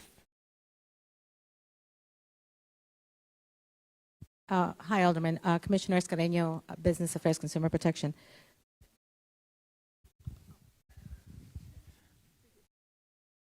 And if there isn't a good answer, that's okay too. Tom Carney, Acting Commissioner, Chicago Department of Transportation. We do our best with our fee schedule, with the overall schedule. What you have is you have variances where maybe a permit requester is only seeking it for 2 or 3 days. Then again, you have other larger developments that might be a 3, 6 month, year-long project. So we try and have fee increases, those steps built in to encourage, maybe that will encourage them to end their project, but you certainly don't want to have, if you just want a permit for 3 days, you're getting the same rate as something that's going to be 9-month project. So Understood. we've been trying to do that. That's based on, the historical knowledge of construction and how trends have developed in the industry. It is something we're always looking at what's applicable and when do we need to make adjustments to that, because times do change and situations do change. Very good. Well, I'll be introducing an ordinance to help further that discussion. It will not apply to this year's budget per se, but if we were to adopt it in the future, it could. The concern is that a lot of these fees have not been updated in 15 or 20 years. And so I'm glad that this is a new initiative by the administration to finally update these fees. And again, in the central business district, knowing the cost of land and knowing how these construction companies put their roll-off dumpsters out there on the right-of-way for 6, 9 months, very little activity on the site. They're whacking out parking meters and loading zones. They're cluttering blocks. They're complicating traffic. I would argue let's give them even greater incentive to finish their work quickly and efficiently so we can get that right-of-way back to the public. Yes, I agree. So let's work on that, please. Yes, the goal is to kind of go through the whole set of fees by 2022. Very good. And maybe we can even beat that. With dumpster permits, I just want to make sure I'm very clear. These are related to typical commercial dumpsters and not construction roll-off boxes. So look at Commissioner Carney for There's a huge difference between the two. clarification. Dumpster permits, Article 2. Yeah, this is Tom Carney, Acting Commissioner CDOT. This is for both. For both. It's putting an application fee on both. Understood. Well, likewise, my comments about right-of-way fees, I think when we spoke, when Yes, we first about the presented the dumpsters. budget, the roll-off box fees are entirely too low. And that explains why we have roll-off boxes that sit on the right-of-way for nearly a year, hardly being used. So let's look at that. Yes. Another question I had, does this budget anticipate raising fees for barricade permits? I think it has a barricade application fee as part of it, but not the actual permit. Okay, that's another area where I'd like to see us increase fees for both new construction and maintenance in the central business district only. Okay. Another concern I have, and I think Chicago is very proud of the reputation it's earned for supporting the film industry. And we have a number of nationally syndicated TV shows about Chicago, which is great. And they do a lot of filming here. And I'm thankful for them being here and profiling our great city. But the fees, well, we don't have any fees for them when they close down a street or close off an entire retail corridor for filming. And in some cases, filming can go 4 or 5 days. It seems that there should be some fee schedule established there. I'm not looking to scare away film business, but closing down an entire block for free whenever film companies want it, I think we're hemorrhaging money there. So I'd like us to look at that with a sensitivity towards being competitive in the film industry. Art fairs. $25 to close down an entire block for a day for an art fair. And typically, these art fairs are for-profit. These are not run by nonprofits. There's a business in Lake County that used to come down to River North every year, and they would close down 15 city blocks at $25 a block. And then they would charge $750 a weekend for tents for the artists to use. This person in Lake County was walking home with $2 or $3 million after a long weekend in River North, and the city had a couple $100 to show for it. I'd like us to take a look at that, and perhaps there's a distinction to be made between a for-profit and a nonprofit. Alderman, if I could comment on that for a second. That came up in Chairwoman Mitt's License Committee a couple of weeks ago about looking at not-profit versus profit organizations that are coming and using the streets and utilizing the same permit fee. So that's something I think the committee was looking at as well. It applies to the clothing collection receptacles that we have on the right-of-way, and many of these companies put themselves out there as nonprofits when in fact they are for-profit companies recycling clothes. It's not the Salvation Army. Anyway, I digress. Point of information. Alderman Moore.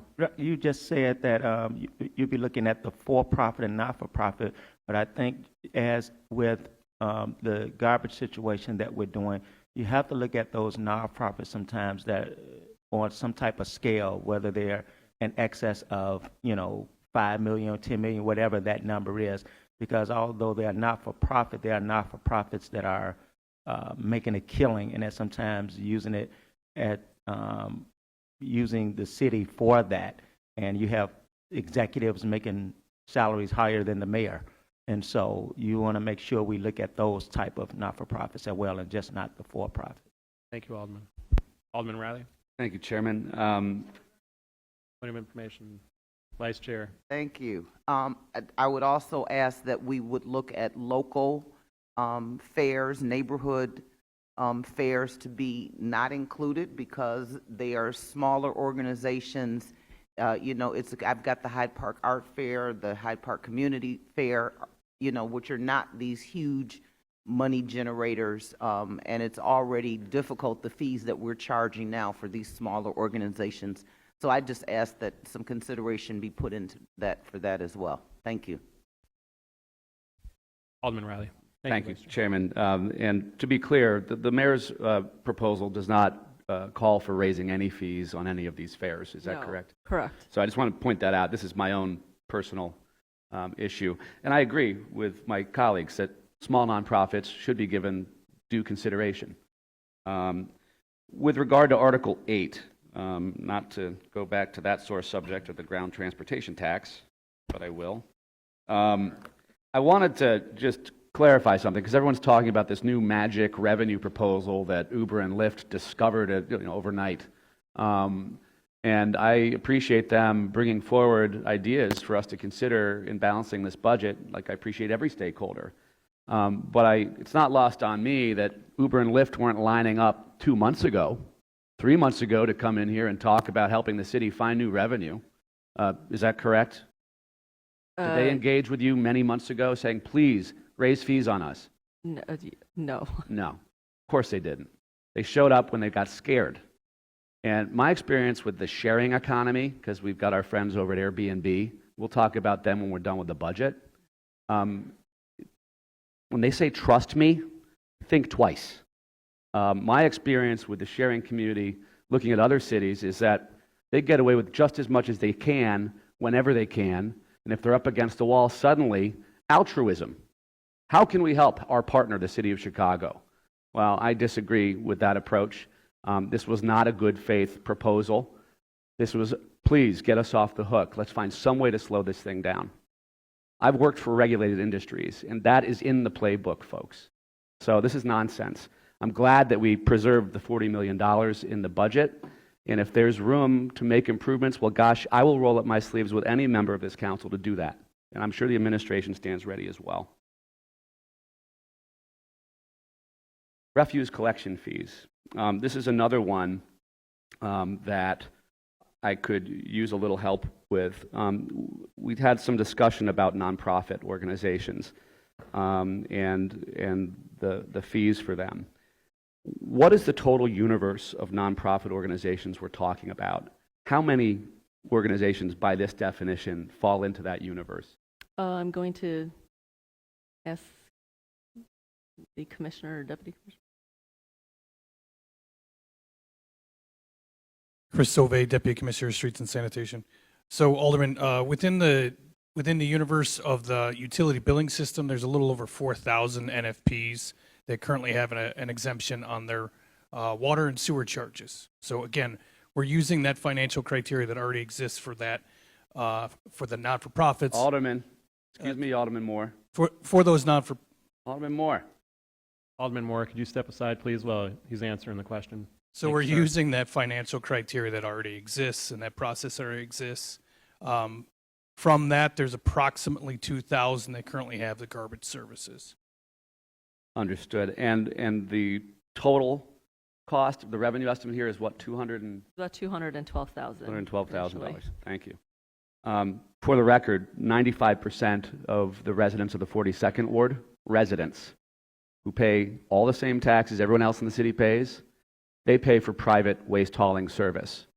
And they pay every single tax that every other resident of the city pays. So I'm a bit sympathetic, but kind of not. Let's see. Finally, related to the infrastructure trust, I was quoted in the paper yesterday saying good riddance, and I'm going to double down on that. I was one of the folks who had no faith in that program when it was first proposed. And I mean no disrespect to my colleagues who have served in different leadership roles on that trust. And I think really the answer to some of my colleagues' questions about why wasn't it a successful endeavor is that we had someone vetting lots of, I was just talking with Alderman Smith about this. Lois Scott from the previous administration did a very good job playing catcher, essentially, and keeping a lot of bad deals off the table.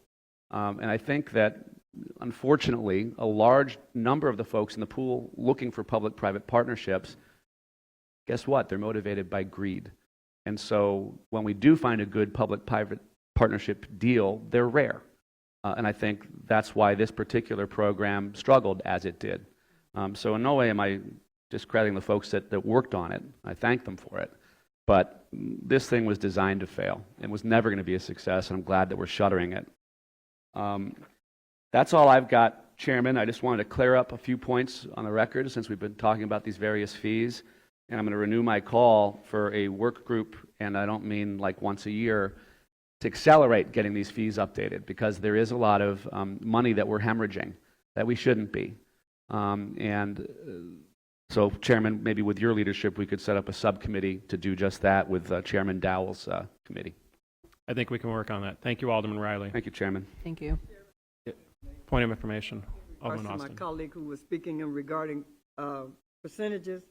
Historically, the city has been on point in all revenue streams. So I don't know why you would say that, you know, we're not doing well now, and when we've previously been doing that all the time. I think it was Alderman Veal that was speaking, not you. Yes, ma'am. Thank you, Alderman Austin. Alderman Sadowski Garza.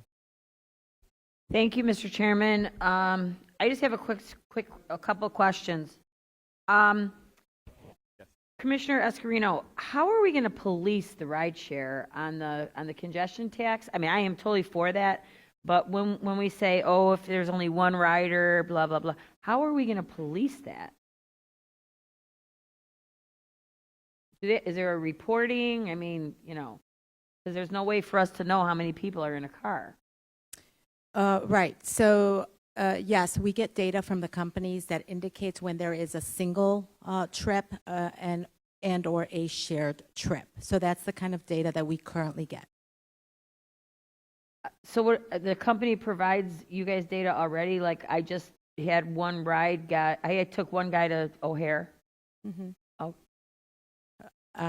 Yes. So if you are a rideshare driver, the company via the app provides the city a variety of information, including trip data that's been in the book since 2014. Oh, okay, thanks. I didn't know that. Okay, thanks. That's my first question. And then I have a question about Article 3. Deputy Commissioner, I apologize, I don't remember what his name was, but he talked about these fees, the $75 for the new construction, and then the thing that it's $1,500 if you do it online.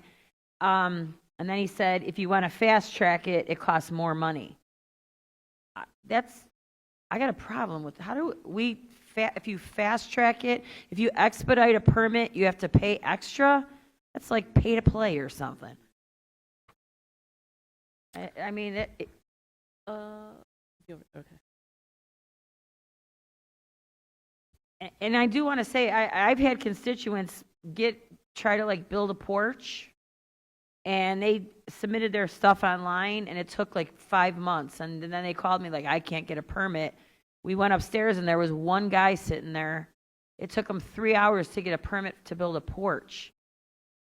Alderman, could you restate your specific questions to the commissioner? Yeah, Commissioner, I just wanted to know, can you talk a little bit about this fast track that you talked about? If people want to expedite their permit, they have to pay extra? Matt Baudet, First Deputy Commissioner, Department of Buildings. Alderman, that's part of the zoning ordinance that I covered for my colleagues at DPD. Right. So all permits go electronically. So anything requiring a an architect's drawings or structural engineer drawings is submitted online, and it's reviewed online. The provision you're speaking of, that was developed by DPD as kind of a concierge services for those that are willing to pay the extra to have an in-person meeting and have their item reviewed on site, get the comments on site, and get back to their design professionals. That's it's not for the building permit, but it's part of the building permit in that it's the zoning review. But zoning has had this process for the last few years, where if you want to come in and you want to pay extra to meet in person with the zoning folks, they will provide that. All due respect, that's your job. I don't understand. So it's your job to review people's plans, and so if somebody has extra, what's the fee to come in and see somebody? Those fees are, I believe the lowest one is $1,500, and these are for large complex projects. So this is, if a large development wants to come in and wants to have the zoning review done quicker, the city will accommodate that for a fee. So it's like you guys are acting like an expediter. No, it's not an expediter. It's if you want to move your review up in the queue with the zoning department in person, you're allowed to do that, and the zoning department will charge you a fee for having to have their staff meet with you in person and do the reviews. Correct. I mean, part of how these fees were set was based on the amount of resources it does take us. So the in-person, does require more resources and time, which is how the dollar amounts, which is why the increase. Those are for the individuals They're that for the complex. utilize that service have very large complex projects. Correct. Okay, it doesn't make any sense to me, but okay. And then I have another question. I know we stopped installing water meters in regards to the public utility fees, Article 5. Will we ever go back to putting water meters in? I mean, there's people are begging me for water meters all the time. I know that there was a lead issue and blah, blah, blah. But It is my understanding from the Department of Water Management that they are looking at that and to see if that, when and how that's reinstated. So I can't say for sure exactly when, but that they are reviewing that. Okay. Okay, that concludes my questions. Thank you. Thank you. Alderman Villegas. Thank you, Mr. Chairman. I just had a question as it relates to Article 12, which is the dissolution of the Chicago Infrastructure Trust Fund. I know that in your testimony you said that the some of the work would be going to 2FM. I was wondering, had there been any thought of, instead of 2FM, which is now the Asset and Information Management Department, Yes.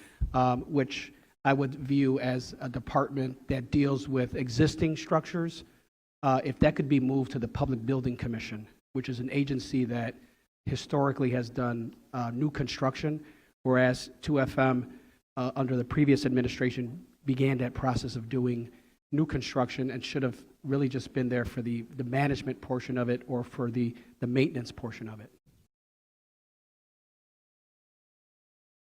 Yes, we will look at that. I think the project that I was talking about was the Joint Public Safety Training Academy. Correct, which is a new facility which the Public Building Commission has historically built police stations, fire stations, schools, et cetera.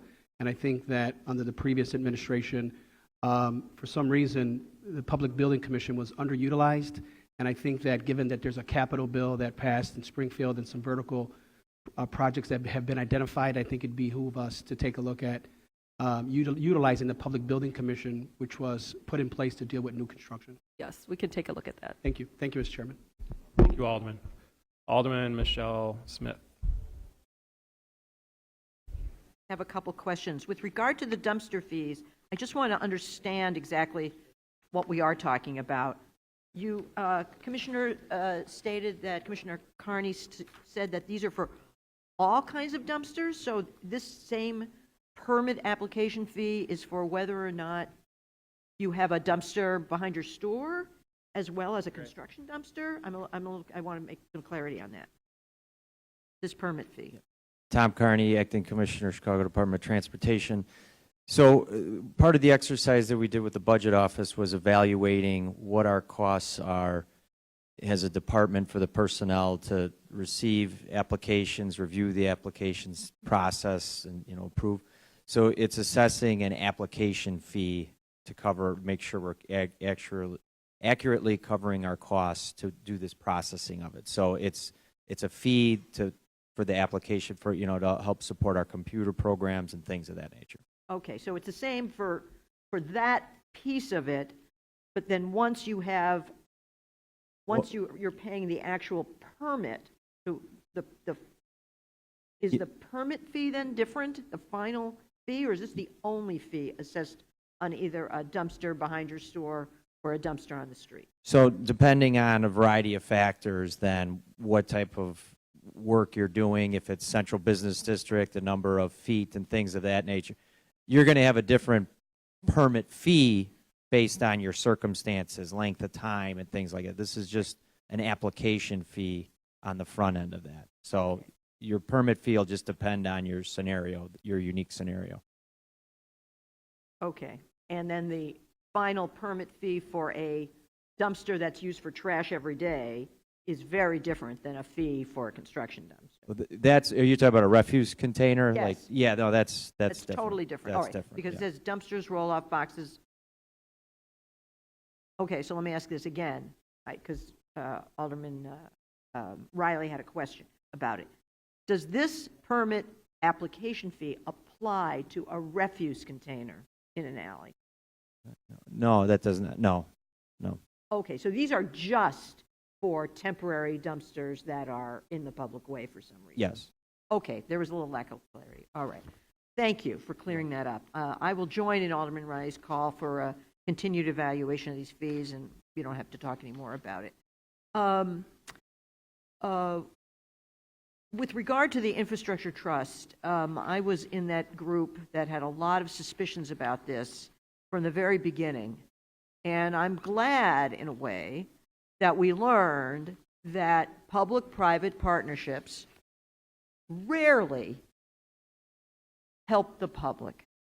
And that when each deal that the Infrastructure Trust looked at, thanks to Lois Scott and other members of the administration, we discovered that really when private enterprise comes to government and says, how can we help you, they are often just trying to help themselves. So I think if there's ever a time, sometime in the future, when something actually of benefit to the city comes up, I'm sure we'd consider it.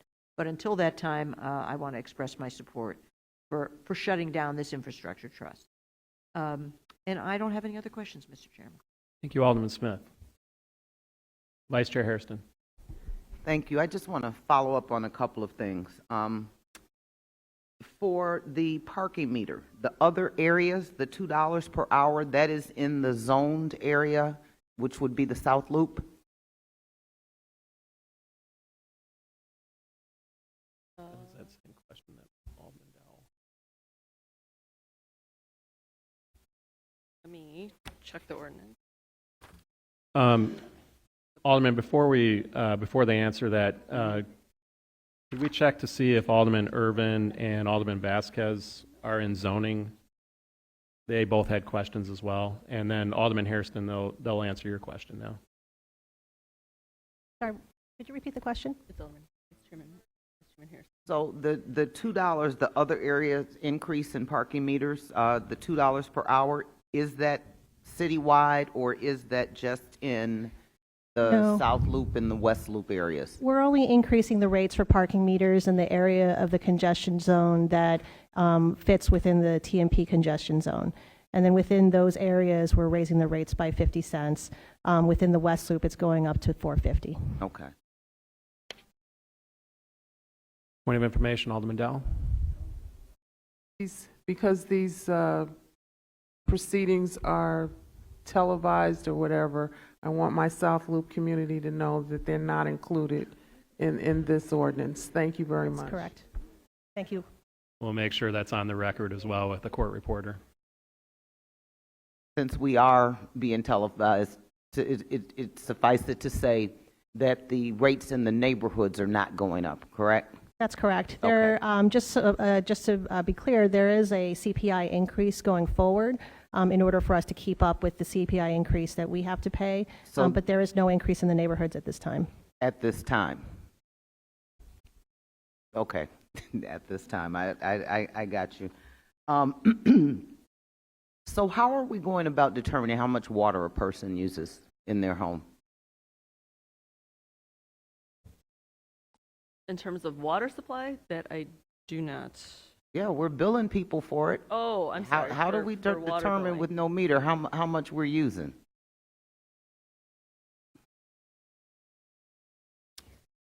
Hang on 1 second. Point of information, Alderman Sposato. Thank you, Chairman. I believe it's based off of square footage in a house is how they base it, if you, not consumption with no meter. Thank you. Well, does that make sense?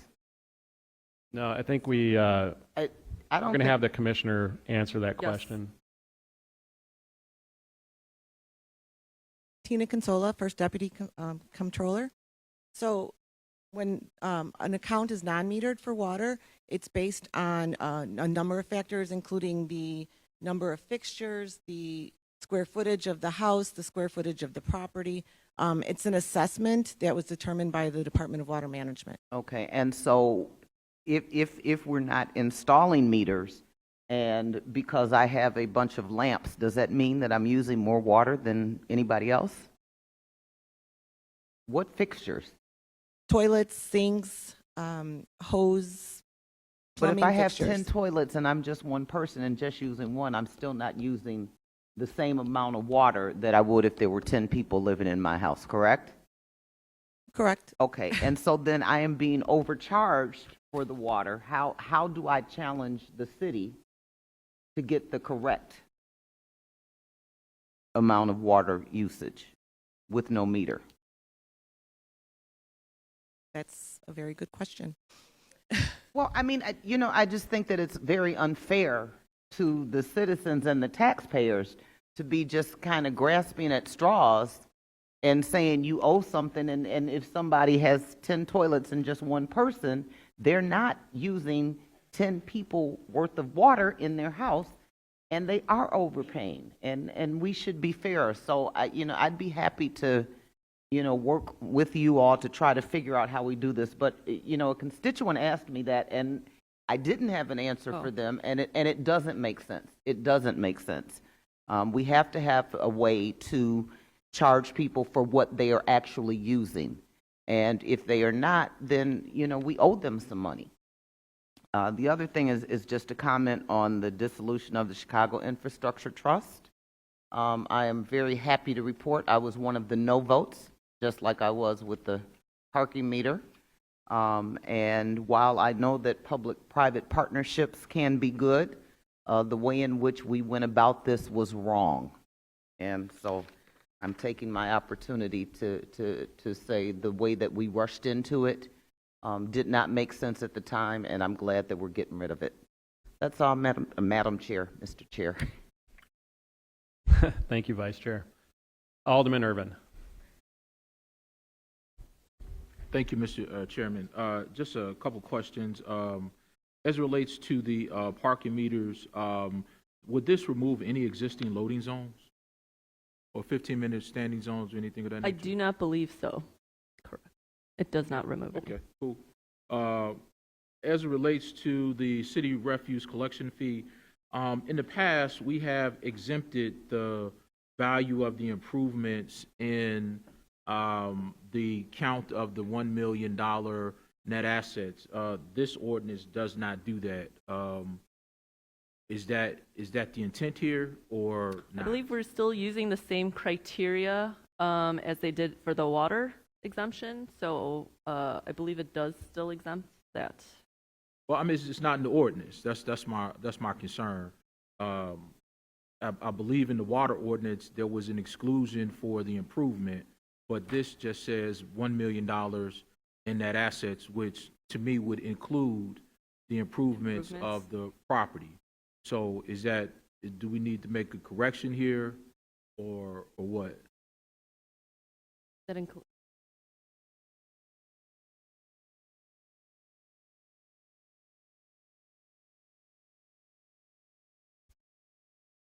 Reshma Soni, City Comptroller. So currently, the way that the ordinance is written, to Alderman Irvin's point, is that we list out that not-for-profit organizations that have net assets or fund balance of $1 million or more at the end of the immediately preceding tax year would be the threshold. It does not state that any kind of improvements that are done to the property would be exempt. But this is the exact same as what is in the water, the ordinance for water as well for not-for-profits. So we can look at that. So we are using the same criteria as the water exemption? I would like the ordinance to read, because that more or less, if somebody decided to say we're going to include the improvements, then the ordinance would give that ability.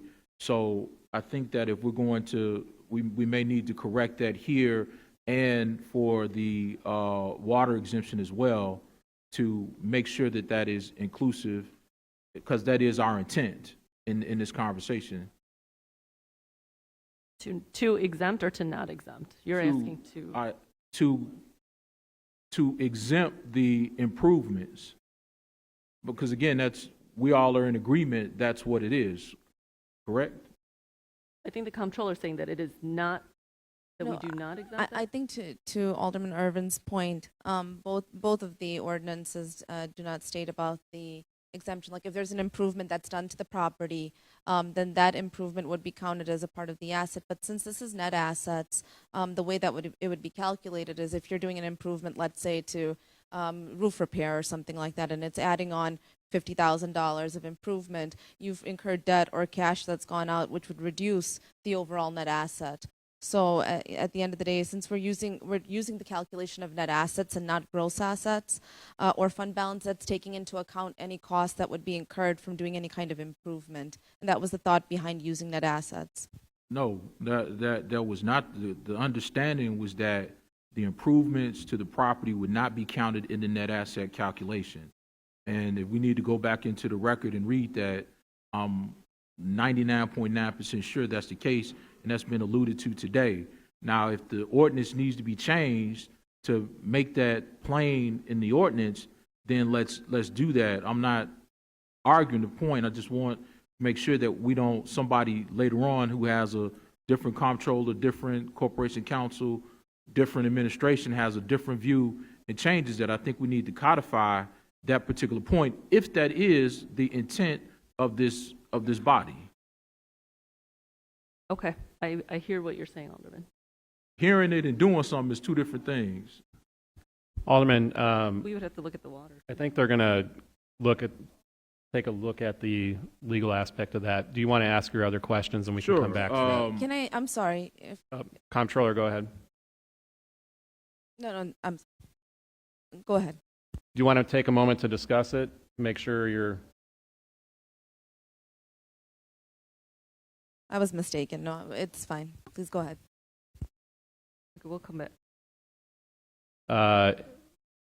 Why don't we come back to that question? That's fine. We Go can ahead, come back to Alderman. that. Also, if, as I recollect, I guess a point that Alderman Bill made that November 20th was supposed to be when we were to find out about the reimbursement change on the emergency services. Has something changed with that, or is that still the So the 90-day then is actually closer to the 25th. So we have been working with the state to see, so we are shooting roughly for the end of this month to have final confirmation. And, we spoke with the state today, and we are still on the trajectory that this is funding that will be realized. Okay. Yes. So when will we have some finality to that? We're hoping by the end of the month. Okay. So if we don't have finality, We will definitely let you know. okay, that's all Yes. we're asking. I guess if you all answered question one.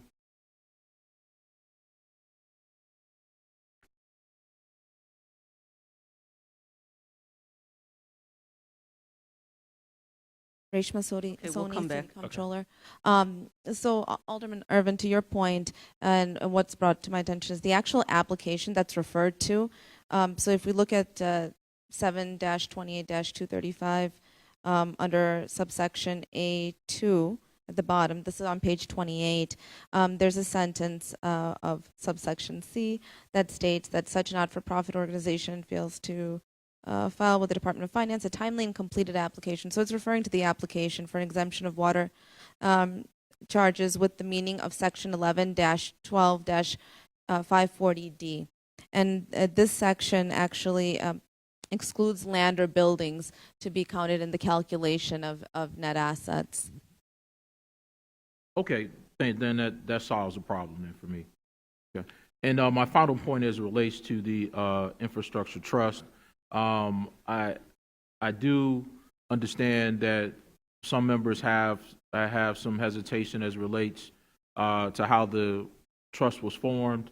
I will say that I believe that it has provided value. I know that my conversations with members that previously and currently serve with the infrastructure trust, the team, I think, in my opinion, they've done a good job of bringing value to the city. I think that public-private partnerships going forward may be something really that we need to consider as we move forward, as we have all these various pressures. I would say that without any real evaluation in our briefings, that's what we talked about, evaluating what transpired or what happened. It's not they have sufficient reserves to operate for probably a year or two. And I just don't necessarily see the haste in needing to do this right now without having made the evaluation as to pros or cons to keeping it or dissolving it. It just seems like something that was never really truly engaged to find out what value it can or has brought to the city. It almost appears like it's purely a revenue grab of $3 million. And I think that we owe it to ourselves to fully evaluate the good and potentially the bad that the trust has brought and could bring to our city, and without necessarily just throwing the baby out with the bathwater. And my question is, have we done that? I know there was a commitment to do that, and if there is a commitment to do that, then why is it necessary to take this step today? So in terms of dissolving, this is a decision made by the administration to dissolve. I think to your point, and to Alderman Hopkins and others, we do want to do a lessons learned, good, bad, what was the benefits, and, what were things maybe we could do better as we kind of go through that exercise as well as the audit. But, it is a decision to dissolve it and to kind of move some of those projects to the departments, and also, as Chairman Villegas said, working with the Public Building Commission and other ways to do some of this work. So that's all the questions I have. Thank you, Alderman Irvin. Alderman Scott? And then O'Shea. Thank you, Mr. Chair. I'm going to piggyback back off of some of the things that Alderman Irvin asked. I know that we've had conversations about that 163 with the ambulance reimbursement that we're supposed to be getting back. Is that monthly or is that quarterly? When do we know what we're getting and how we're getting it? So we will know that by the end of the month. In terms of the reimbursement, it is monthly, so that, and I know you had asked in a briefing about it's not going to be a standard rate because the number of runs we do monthly changes, obviously, based on activity. So we will bill for those actual costs based on the number of runs we had that given month. And over the course of the year, we anticipate that about 163. Yes, the number we have calculated is based on previous run data of CFD. Mm-hmm. So it is based on actual data that we have seen over the last several years. And so what I would request is two-part. One, once we get a definitive answer on the reimbursement and how we're getting it, to one that be given to the body. Yes. But two, either monthly or quarterly, when that happens, to kind of know where we are, Sure. So that towards the end of the year, we don't have to go back and say, we'll know kind of where we are in terms of what we're getting back of that 163. And if we've gone over, that's a good thing if we're getting reimbursed. So I just want to make sure that we know kind of where we are with that money. Yes, absolutely. Two, Article 11 about the cannabis tax. The projected is only 158 million. Yes, we have increased it slightly, only because the date during veto session where we could start collecting this tax moved from the September date to July. Okay, and so that's we accounted for 2 additional months. So that's a half-year projected revenue, so it would increase. Yes. Hopefully, as we see over the next year how this rolls out, we'll have a better projection for next year. I know this is a new revenue source for us. We're basing this on looking at other cities and kind of what it took for startup for that first year. Okay. So it's, again, very conservative for just that first year. And so what I've been told is that the market kind of levels out, and maybe prices drop. So then our revenue would drop if that is the case, correct? We have taken a very, very conservative estimate. It's about 1.5 million. The remainder is coming from more on the sales tax end. So we're hoping that, that is going to remain constant. Will be okay. Okay, and if that does change, I'm assuming you'd let us know. Has there been a thought on taxing cannabis on the weight of how much is sold, or it's just purely sales across the board? It's just purely sales for now. So we can, obviously as this grows, and we have a better idea over the next year, we'll definitely come back next year for next year's budget. And no, that's whatever. Lastly, in terms of the infrastructure trust, I was like Alderman Irvin. He was on the board, I was on the advisory board, and so just want to make a couple of comments about, I think, the service in which they provided. I can't speak to kind of what happened 12 to 15 because I wasn't here. I was appointed around 15, 16. And so the work that was done in between then, I think was a good model for public-private partnership. And I think, if I'm not correct, per year we put in $1 million. I believe is a 1.3. 1.3. So at 1.3, if you know you got 1.9 coming back to us, they I think managed the money pretty Yes. well in terms of what they're Absolutely. doing. They've been very lean in terms of what they spent.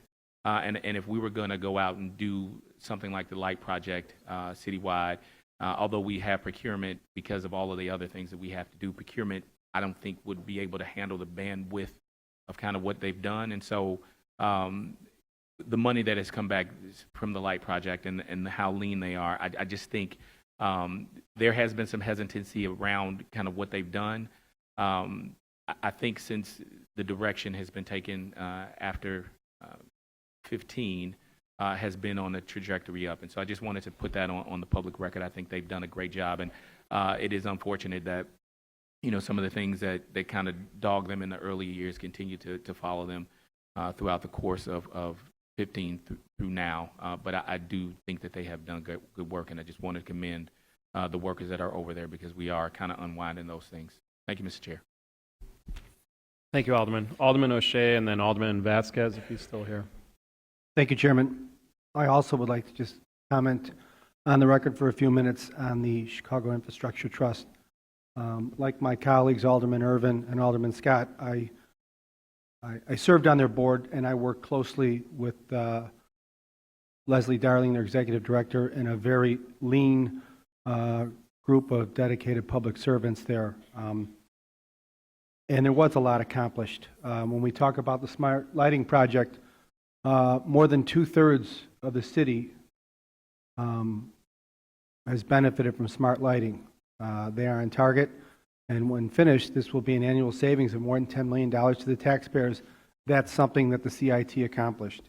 When we talk about the relocation of the 2FM headquarters in the Inglewood community, you know, a $40 million investment in Inglewood. When we talk about the public safety training campus in the works on the west side, nearly $100 million investment on the west side, Home Buyers Assistance Program, O'Hare Express system. There was a lot accomplished, and I just want to go on the record of saying that I work closely with them. They are a dedicated group of public servants, and Leslie Darling, Executive Director, did a terrific job. Thank you, Chairman. Thank you, Alderman.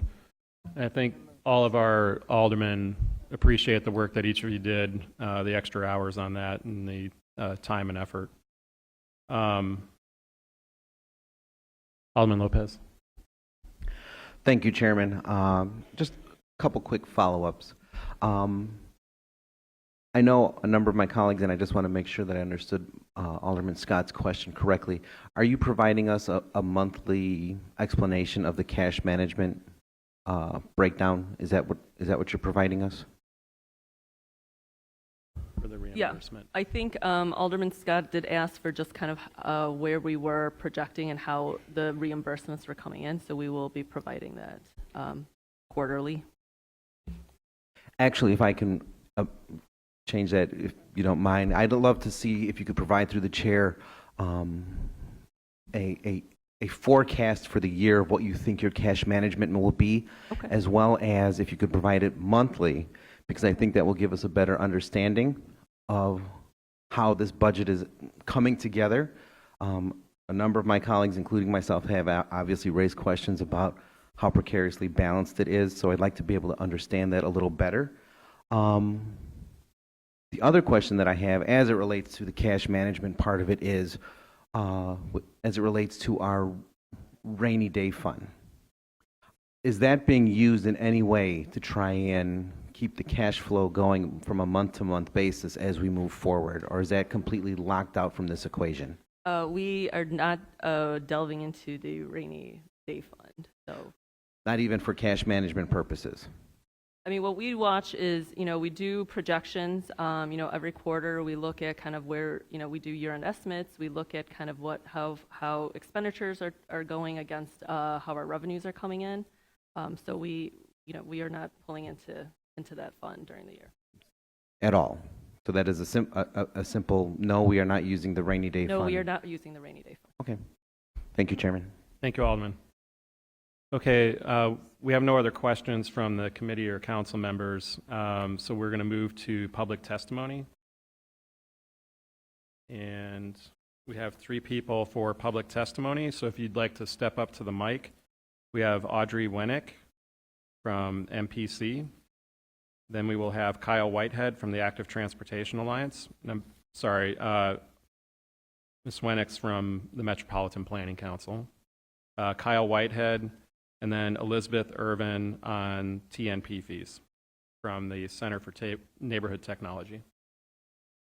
Go ahead, state your name. And Hi, my name is Audrey Wenning. I'm the Director of Transportation at the Metropolitan Planning Council. We are a nonprofit, nonpartisan organization that looks at urban planning issues in the region.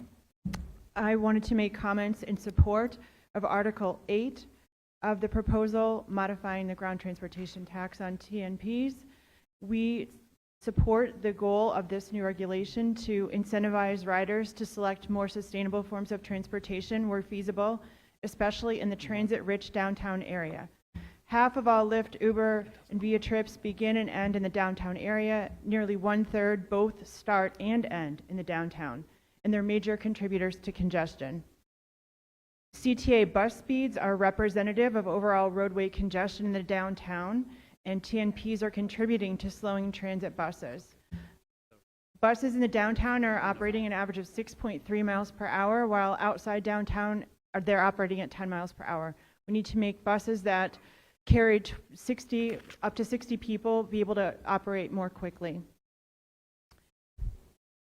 Transportation accounts for 25% of all greenhouse gas emissions in Chicago, and TNP growth is increasing emissions.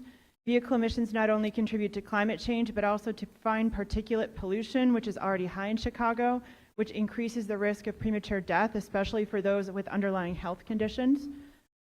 Additionally, we want to reduce the number of single occupant vehicles in the downtown area. 78 people were killed by vehicles in Chicago this year. I'm not saying that they were by TNP drivers necessarily, but we need to acknowledge the amount of vehicles in the downtown place risk to pedestrians. It's very important to make sure that revenues collected from these fees go towards improving transportation for everyone. So we're pleased that some of these fees will improve bus operations, which will benefit all Chicago residents. So in conclusion, MPC believes this is a good policy to encourage Chicago residents to use the most sustainable, environmentally friendly forms of transportation, to reduce congestion downtown, to reduce emissions and exposure to traffic violence in areas with many pedestrians, and to invest in transit for all Chicagoans. Thank you. thank you. Mr. Whitehead? Good afternoon. My name is Kyle Whitehead with the Active Transportation Alliance. We advocate for walking, biking, and public transit to create healthy, sustainable, and equitable communities. We support Mayor Lightfoot's proposal to increase fees on Uber and Lyft and use a portion of the new revenue to upgrade bus service. The mayor's proposal rightly targets downtown trips with higher fees and lowers fees on shared trips. The growth of Uber and Lyft downtown makes our streets less safe and our air less clean. It's contributed to declines in bus ridership and hurt transit agency revenue, increasing the likelihood of cuts and fare increases citywide. Fees like this are needed to limit the negative impacts of ride-hailing and maximize its benefits. Predictably, Uber and Lyft are spending lots of money to confuse the issue and try to make the conversation about transportation access on the south and west sides. It's true Uber and Lyft can help fill gaps in the transit systems. Data shows they provide a transportation option for people who can afford it in communities where it's often difficult to get around.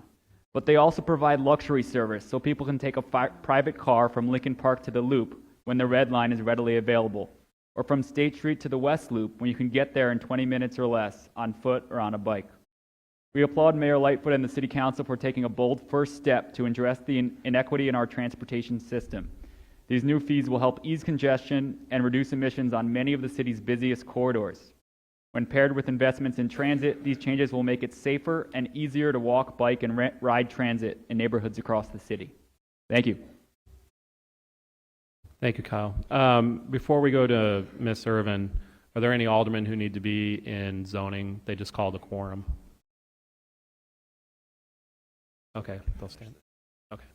Actually, there's zoning is standing in recess, so Ms. Irvin, you can go ahead. Thank you. Thanks for the opportunity to talk to you all today.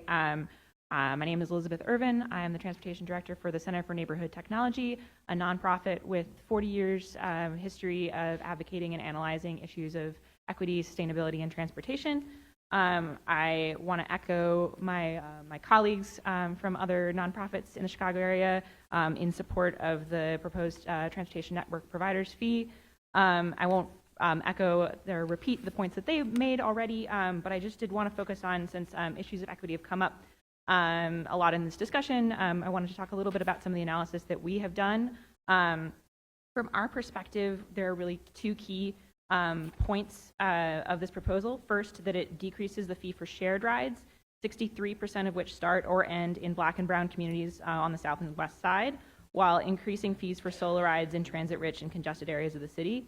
We've done analysis that's posted on our blog, and I'm happy to share with folks that shows that assuming that the tax changes don't affect behavior, the average fare increase on most of the south and west sides would be about 25 or 55 cents per ride versus an average increase in over $1 in wealthy transit-rich neighborhoods.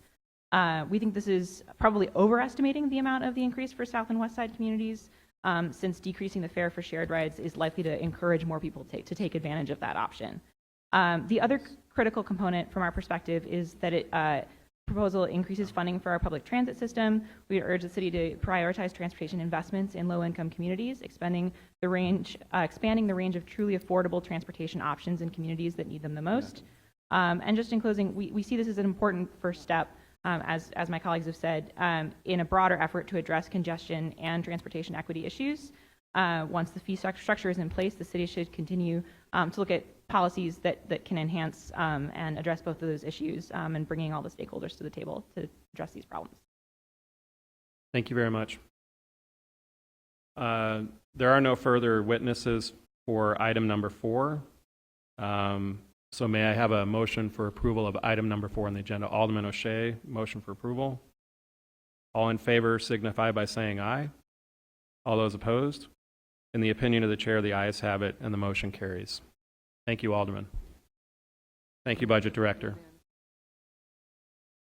Right, I don't think we need her.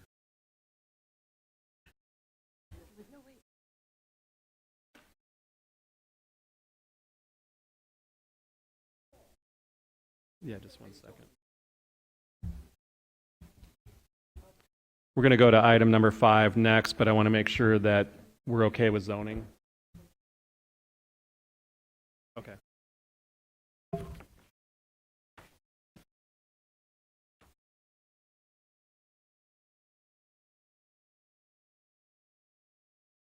Okay, item number 5 is an ordinance that would authorize a bond refunding financial plan to retire or restructure city debt and revenue obligations by issuance of general obligation bonds, refunding series, and additional corporation obligation or additional sales tax obligation bonds, subject to defined debt limits. CFO Bennett is here, and she will answer any questions that you have. Do you want to give a statement first? Sure. Thank you, Chairman Wagasback and members of the committee for giving me the opportunity to appear before you today. The bond ordinance for your consideration today would authorize the issuance of general obligation and sales tax securitization corporation bonds in a combined amount not to exceed $1.5 billion. The ordinance provides authorization to refund outstanding general obligation bonds, motor fuel tax bonds, and notes issued by the Chicago Infrastructure Trust for Savings.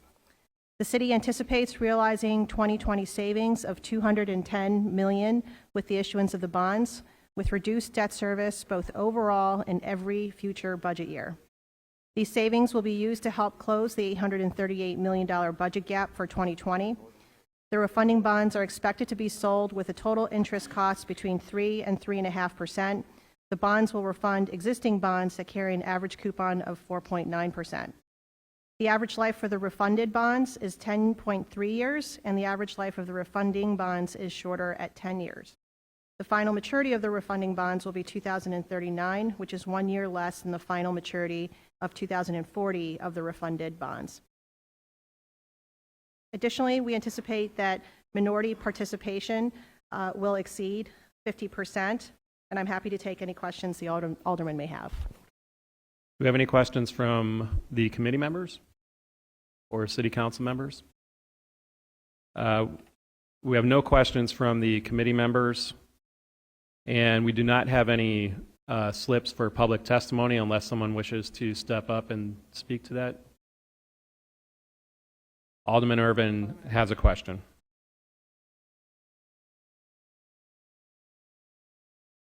As relates to this item number 5, I'm assuming for the bond deal. Question came up about who are the law firms working on this deal? We have a list of law firms that we can provide through the chair for you, Alderman. You Would don't you like them through the chair, or would you like to have her read it? Well, I have some concerns about the participation as it relates to the law firms. We have the underwriters and all of that laid out, and then we see that there's a 53% African American and Hispanic on the underwriting side, but the lawyers and also on the financial advisors, there's no MBE participation there, and we're trying to understand what's happening on the legal front. So as it relates to the financial advisors, it's difficult for us to find minority financial advisors. To the extent that there are of those advisory firms, if you would let us know, that would be very helpful. The underwriting participation is over 50%. It's the highest participation of minority firms in the last, since 2011, with the exception of one transaction that was higher. But it is one of the highest in really the history of the city's finances. As it relates to the legal counsel, I'm going to defer to Jim McDonald from the Law Department to speak to that.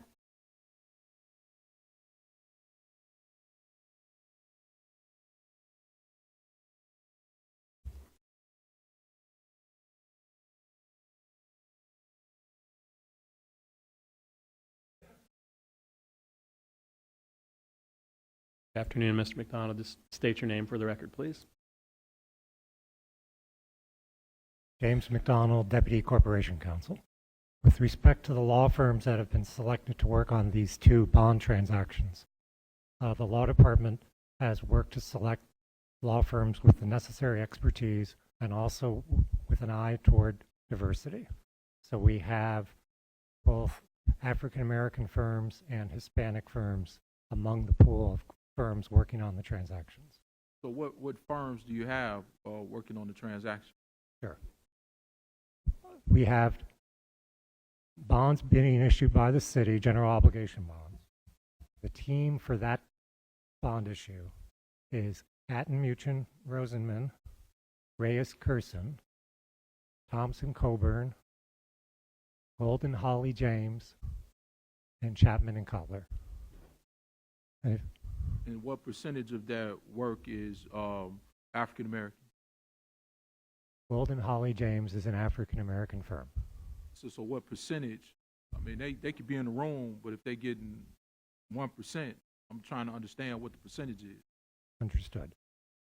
The Golden Holly James is acting as co-disclosure counsel. If it would be helpful, I could get into the roles of each of the firms, if that would be useful for you. As you wish. Hatton Muchin Rosenman is acting as bond counsel. Reyes Curson is acting as co-bond counsel. Thompson Coburn is acting as disclosure counsel. Golden Holly James is acting as co-disclosure counsel. And Chapman and Cutler is acting as special pension disclosure counsel. This is on the general obligation bond issue. So the fees for the firms are split. Bond counsel and co-bond counsel will share the bond counsel fee, and the disclosure counsel will share the disclosure counsel, the co-disclosure counsel, and the special pension disclosure counsel will each get a fee. They will be sharing the fee payable to Disclosure Council. Disclosure Council role, since you're asking about Golden Holly James as co-disclosure council, is to prepare the disclosure documents that the city uses to sell the bonds to the bond market. So Disclosure Council will prepare the official statement, which is like in the corporate world, a corporate prospectus. And Co-Disclosure Council will be working on the bond purchase agreement and the continuing disclosure undertaking, which are needed. The bond purchase agreement is the contract between the underwriters who are selling the bonds for the city and the city. And the continuing disclosure undertaking is an obligation that the city has to enter into under SEC rules to provide continuing disclosure to the bond market of material events and annual financial information.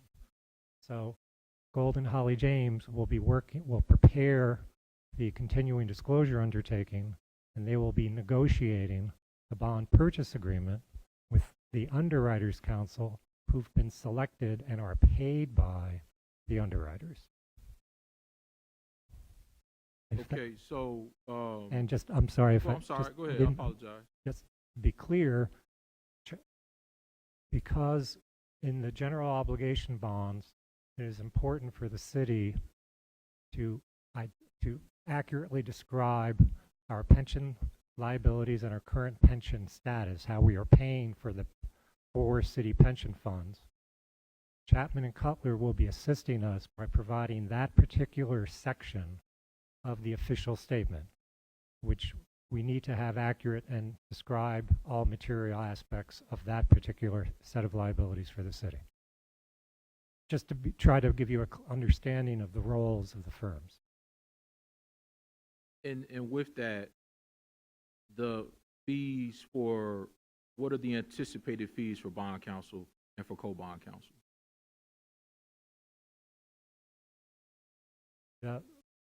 The fees for bond counsel and co-bonds counsel are structured in terms of 70% for bond counsel and 30% for co-bond counsel. It's likewise on the disclosure counsel side with an adjustment because we have a third firm assisting us with the pension disclosure for the official statement. So on the disclosure side, you have 3 firms, so what is the split there? The fee is adjusted so that the disclosure council has a smaller percentage. I can get you the exact percentage terms. I don't have that with me. So that there is more of a fee. We're not taking, the third firm is not taking, if you're asking, the fee from the co-disclosure 30%. We are reducing the disclosure council 70% to accommodate the third firm.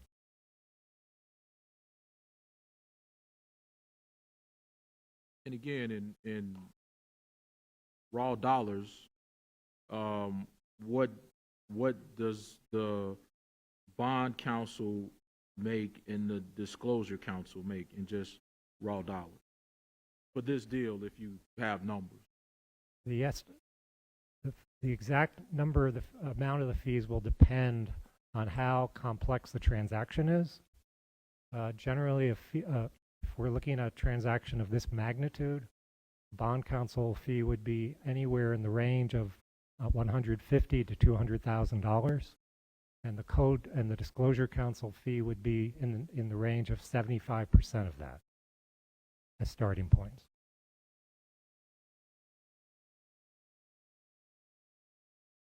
And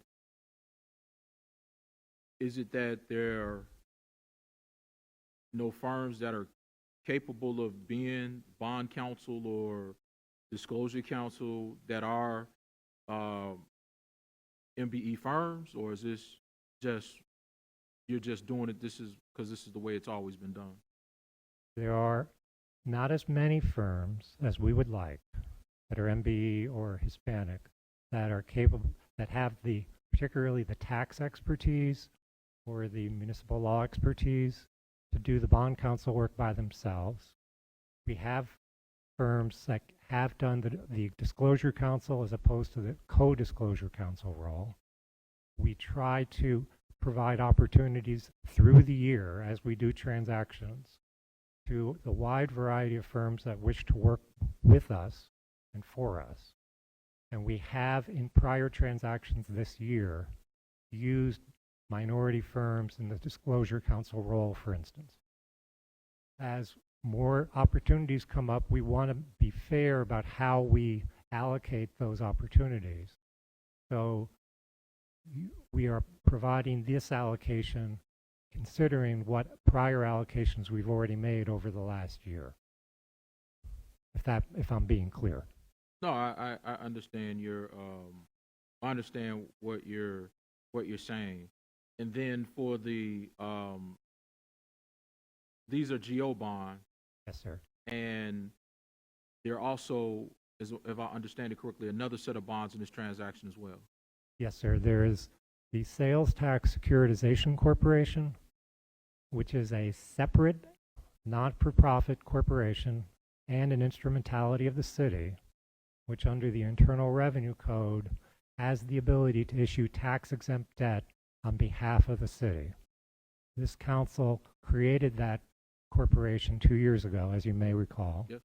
And that corporation has issued approximately $2.6 billion of bonds, in return for which the city sold to that corporation the right to get state-collected sales tax revenue, which the state collects and provides to the city under state law.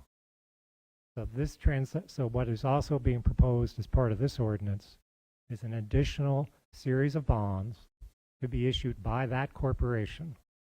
And that corporation is a separate entity, and it has its own counsel. Its corporate counsel is Mayor Brown, which works for that entity. As a member of the law department, I am not permitted to represent that corporation formally, because it's formally a separate legal entity. The additional lawyers working for that corporation, or working on that transaction, I should say, include Chapman and Cutler, who has worked as counsel to the city in connection with the sale agreement under which the city sold to the corporation the right to get the state-collected sales tax revenue in return for all the proceeds of the bonds issued by the corporation. So Chapman and Cutler, in this transaction, the Sales Tax Securitization Corporation transaction, is not acting as a disclosure counsel, but is acting as a special counsel to the city in connection with the sale agreement, which is fundamental to the validity of the bonds being issued by the corporation and the ability of the city to get those bond proceeds and to spend them to refund city bonds. The other lawyers working on the Sales Tax Securitization Corporation transaction are Nixon Peabody as bond counsel, Sanchez, Daniels, and Hoffman as co-bond counsel, Ice Miller as disclosure counsel, and Zuber, Lawler, and Del Duca as co-disclosure counsel. What was the last firm again? Zuber, Lawler, and Del Duca. We had been previously working with an African-American firm of Green and Letts, but those lawyers merged into Zuber.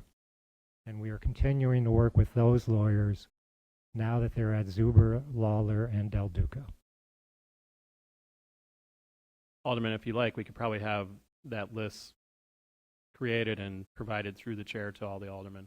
Well, I think that's appropriate because we have the disclosure, we have the underwriter side, but we traditionally got not only the underwriter side, but the attorneys, because there was also some disclosure as related to their employee base, the makeup and everything as well that's not included with these documents, which that's what caused the question, because we understand that some of these firms just don't have the diversity. And as I recall, there was an ordinance that passed council maybe 4 or 5 years ago, specifically speaking to this point. And my question is, why isn't that information included with the ordinance, and also with the percentages and the breakdowns of the underwriters and everything else? We always got that as part of the transaction. So as it relates to the underwriters, my understanding is that it's not traditional to include the percentages in the ordinance, but we are happy to No, provide. not in the ordinance, but there was like a one-pager with it, not in the ordinance Itself. square, but there was also additional information that was given to us that kind of told us what the breakdown was between the law firms, what the breakdown was between the underwriters, so that we got a sense of the diversity that was occurring on the deal. And I would hope that we could do a better job of identifying firms that have, minorities, because there may not have been any ownership piece of it, but their employee base and other things that we were also looking for in that information. And unfortunately for this deal, we don't have that information.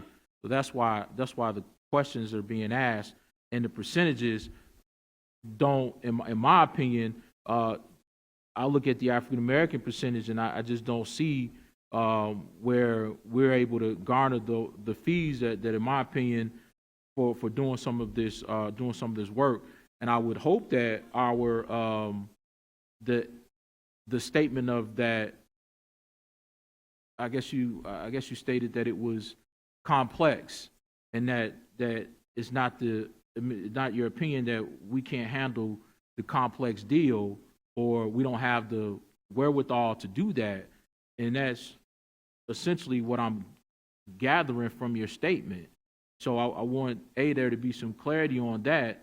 And if we are able to do the work, we want the opportunity to be able to participate at the Catton-Muchin level, or at the Peabody level, if we have the capacity to do the work, if that's what you're saying.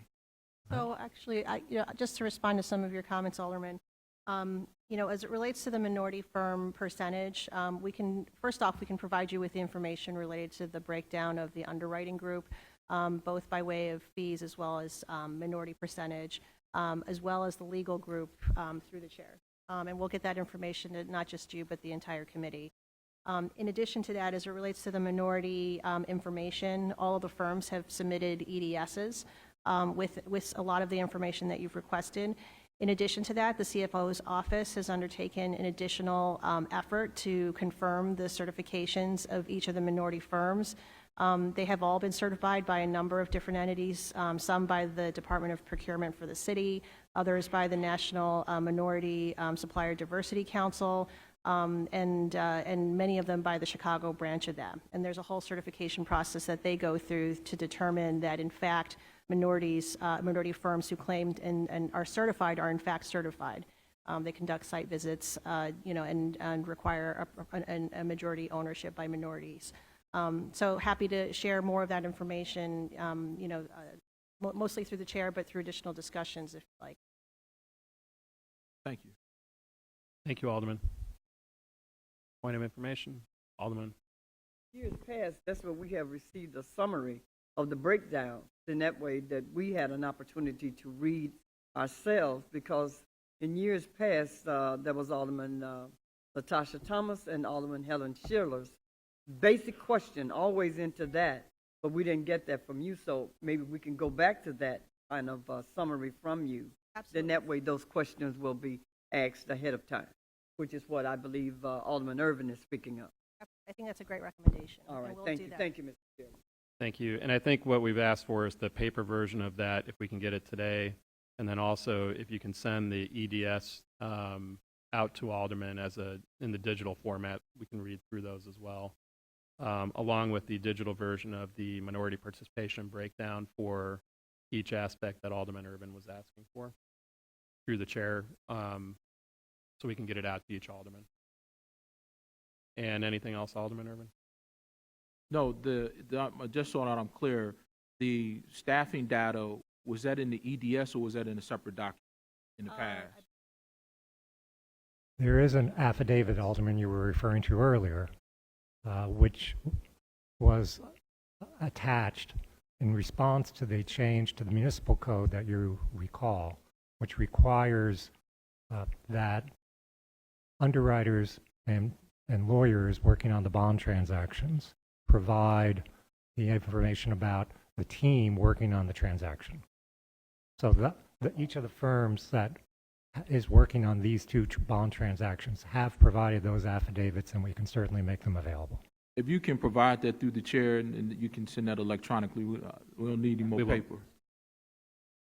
Yeah, the EDSs have already been submitted through to the Finance Committee, so we can make sure that more broadly. Well, I don't know if it's the EDS or the affidavit. They were included with, we attached them to the EDS so they wouldn't get lost. So, Okay, yes. very well. Yeah, and for all future bond issuances, we will make sure that happens per the ordinance that you mentioned, and as Alderman Austin said in the past. Okay, thank you. Thank you, Mr. Chairman. Alderman Cardenas? Thank you, Chairman.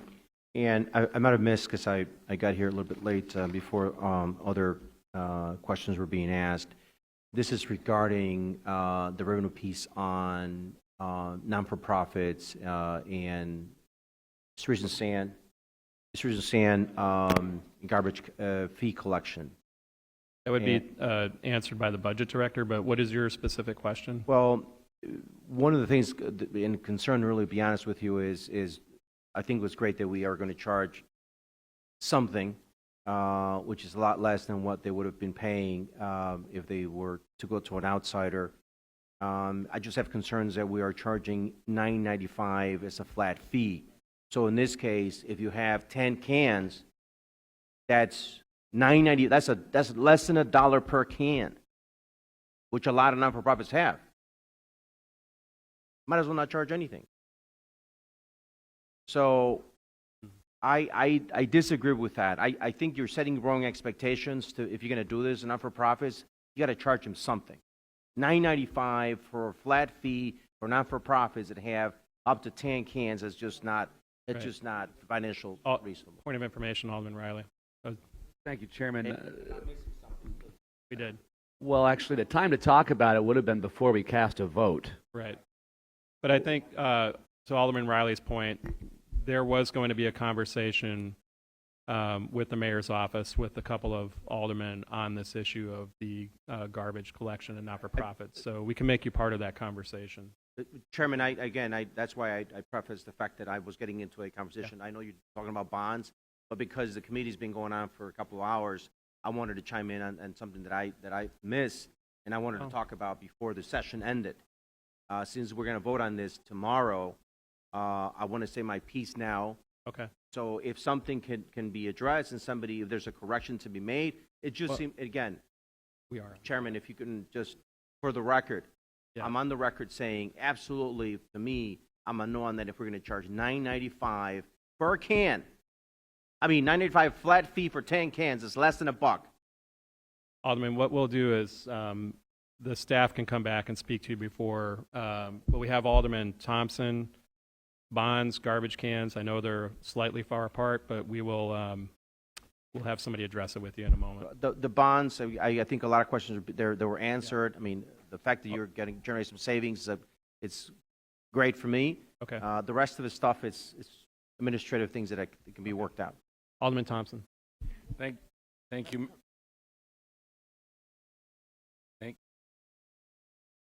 Go ahead, Alderman Thompson. Okay. They're referring to the zoning vote. Sure. Thank you, Mr. Chairman. I think you're going to address it. I was going to say when Chairman Burke was chairman, we would get in advance of the meeting who the bankers were, who the law firms were, because in addition to understanding the makeup of the team, you also have to understand who there are.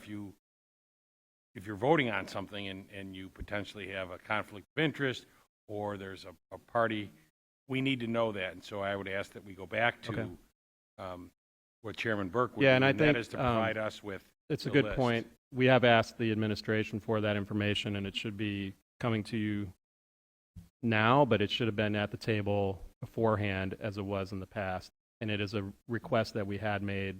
So I would like to see it from now on as well. And I This is know- something that's been improved upon over the years to make sure that aldermen can take a look at it, look for the conflicts, as Alderman Thompson has said, even though whether And they're I'm there sure or not.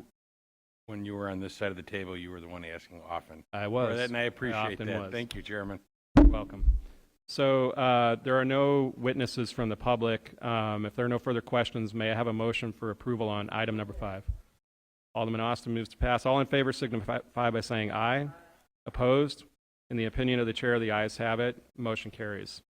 Ladies and gentlemen, this concludes the meeting of the Committee on Finance. The bankers are running. May I have a motion to adjourn? Moved by Alderman Austin. All in favor say aye. Aye.